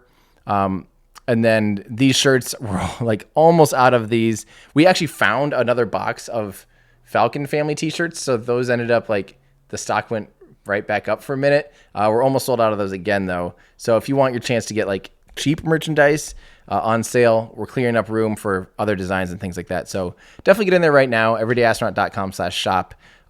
That's an easy and fun way to support what I do. If you like the fact that I'm going to be getting content of an aerospike engine down in Mississippi, I'd always debate whether or not it's worth it for those little bit. But then again, seeing some of that stuff in 4K, I think it's worth it to me and myself, and just having that extra clicker above, above everyone else's, not everyone else's content, but just making sure that I'm providing resources and upgrading my equipment to be able to have the best equipment and best videos and best product that I can bring you guys. That's really important to me. If you haven't noticed, if you watch a video of mine from, let's say, early 2018, you will laugh. You'll probably puke a little bit, and the audio will be terrible. The lighting will be awful. I'm sweaty and hot in a spacesuit. The animations will be garbage. Everything is just bad.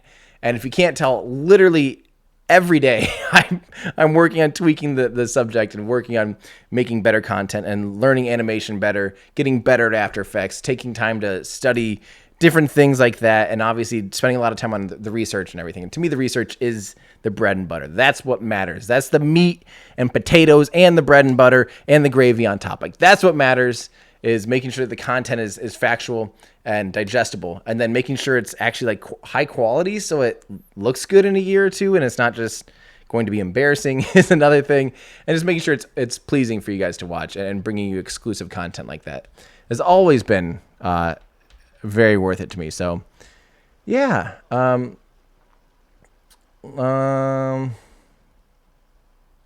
Paragon 643 says I should contact Bunker Branding. I've done print on demand. Print on demand is way more expensive. They can't do things like a lot of the shirts now that you'll see.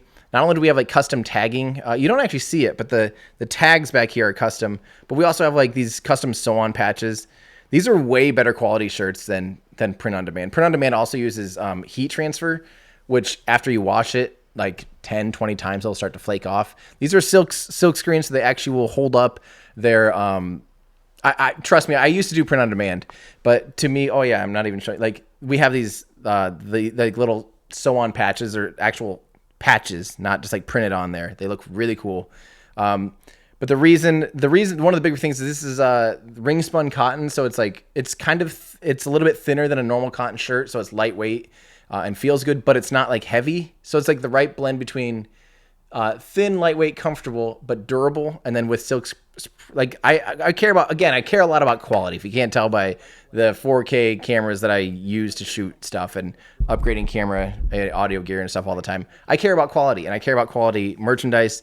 That's why I used to do print on demand, and the quality control was terrible. You watch them 20 times, they would wear out, and I just didn't like that. So that's why I do that. Okay, so let's see. Sorry. Johan says, "Go Indy, let's try again. Thanks for the stream." You're welcome, Johan. And Risto says, "Where is the spacesuit?" Apparently, Risto hasn't watched a single video of mine in over a year. I haven't touched the spacesuit in literally a year, pretty much. It's been, yeah, I have not touched it in 2019, and it's definitely not been in any videos in the past year. So I don't even know where it is. I think it's in a closet somewhere. Oh man, yeah, no, thank you. Maybe for like a anniversary of some kind, I'll put the suit back on for you guys. But otherwise, nope. Those days are done. All right, guys, I'm gonna get out of here. It's time for me to leave and actually get ready to shoot the Aerospike video. Finally, I'm so excited. And then start editing that. And then I'm on the road next week again. We're almost out of tickets for Our Ludicrous Future Live. Let me pull this up. Our Ludicrous Future Live 2019. If you go to ourludicrousfuture.com/live2019, if you live in Southern California, you better get your tickets right now because they're almost sold out. It's 3 YouTubers. If you don't listen to our podcast, what are you doing? That's where I give you my weekly updates on things. But ourludicrousfuture.com/live2019. We're like almost sold out. This is taking place in Vista, California. So if you live in San Diego, it's about a 45-minute drive. If you're in, I don't know, say Orange County, it's about an hour. If you're in LA, hour and a half. So it's a little bit of a drive for you guys, but I promise it'll be fun. We'll be there for a good 3 hours hanging out. We're going to start recording around 8 o'clock, but doors open at 7.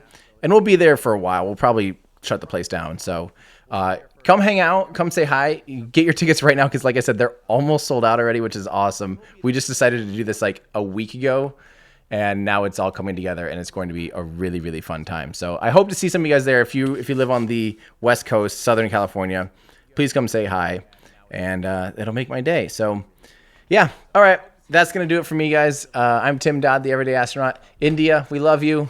Congrats still on getting 99.99% of the way there. So we still applaud your efforts.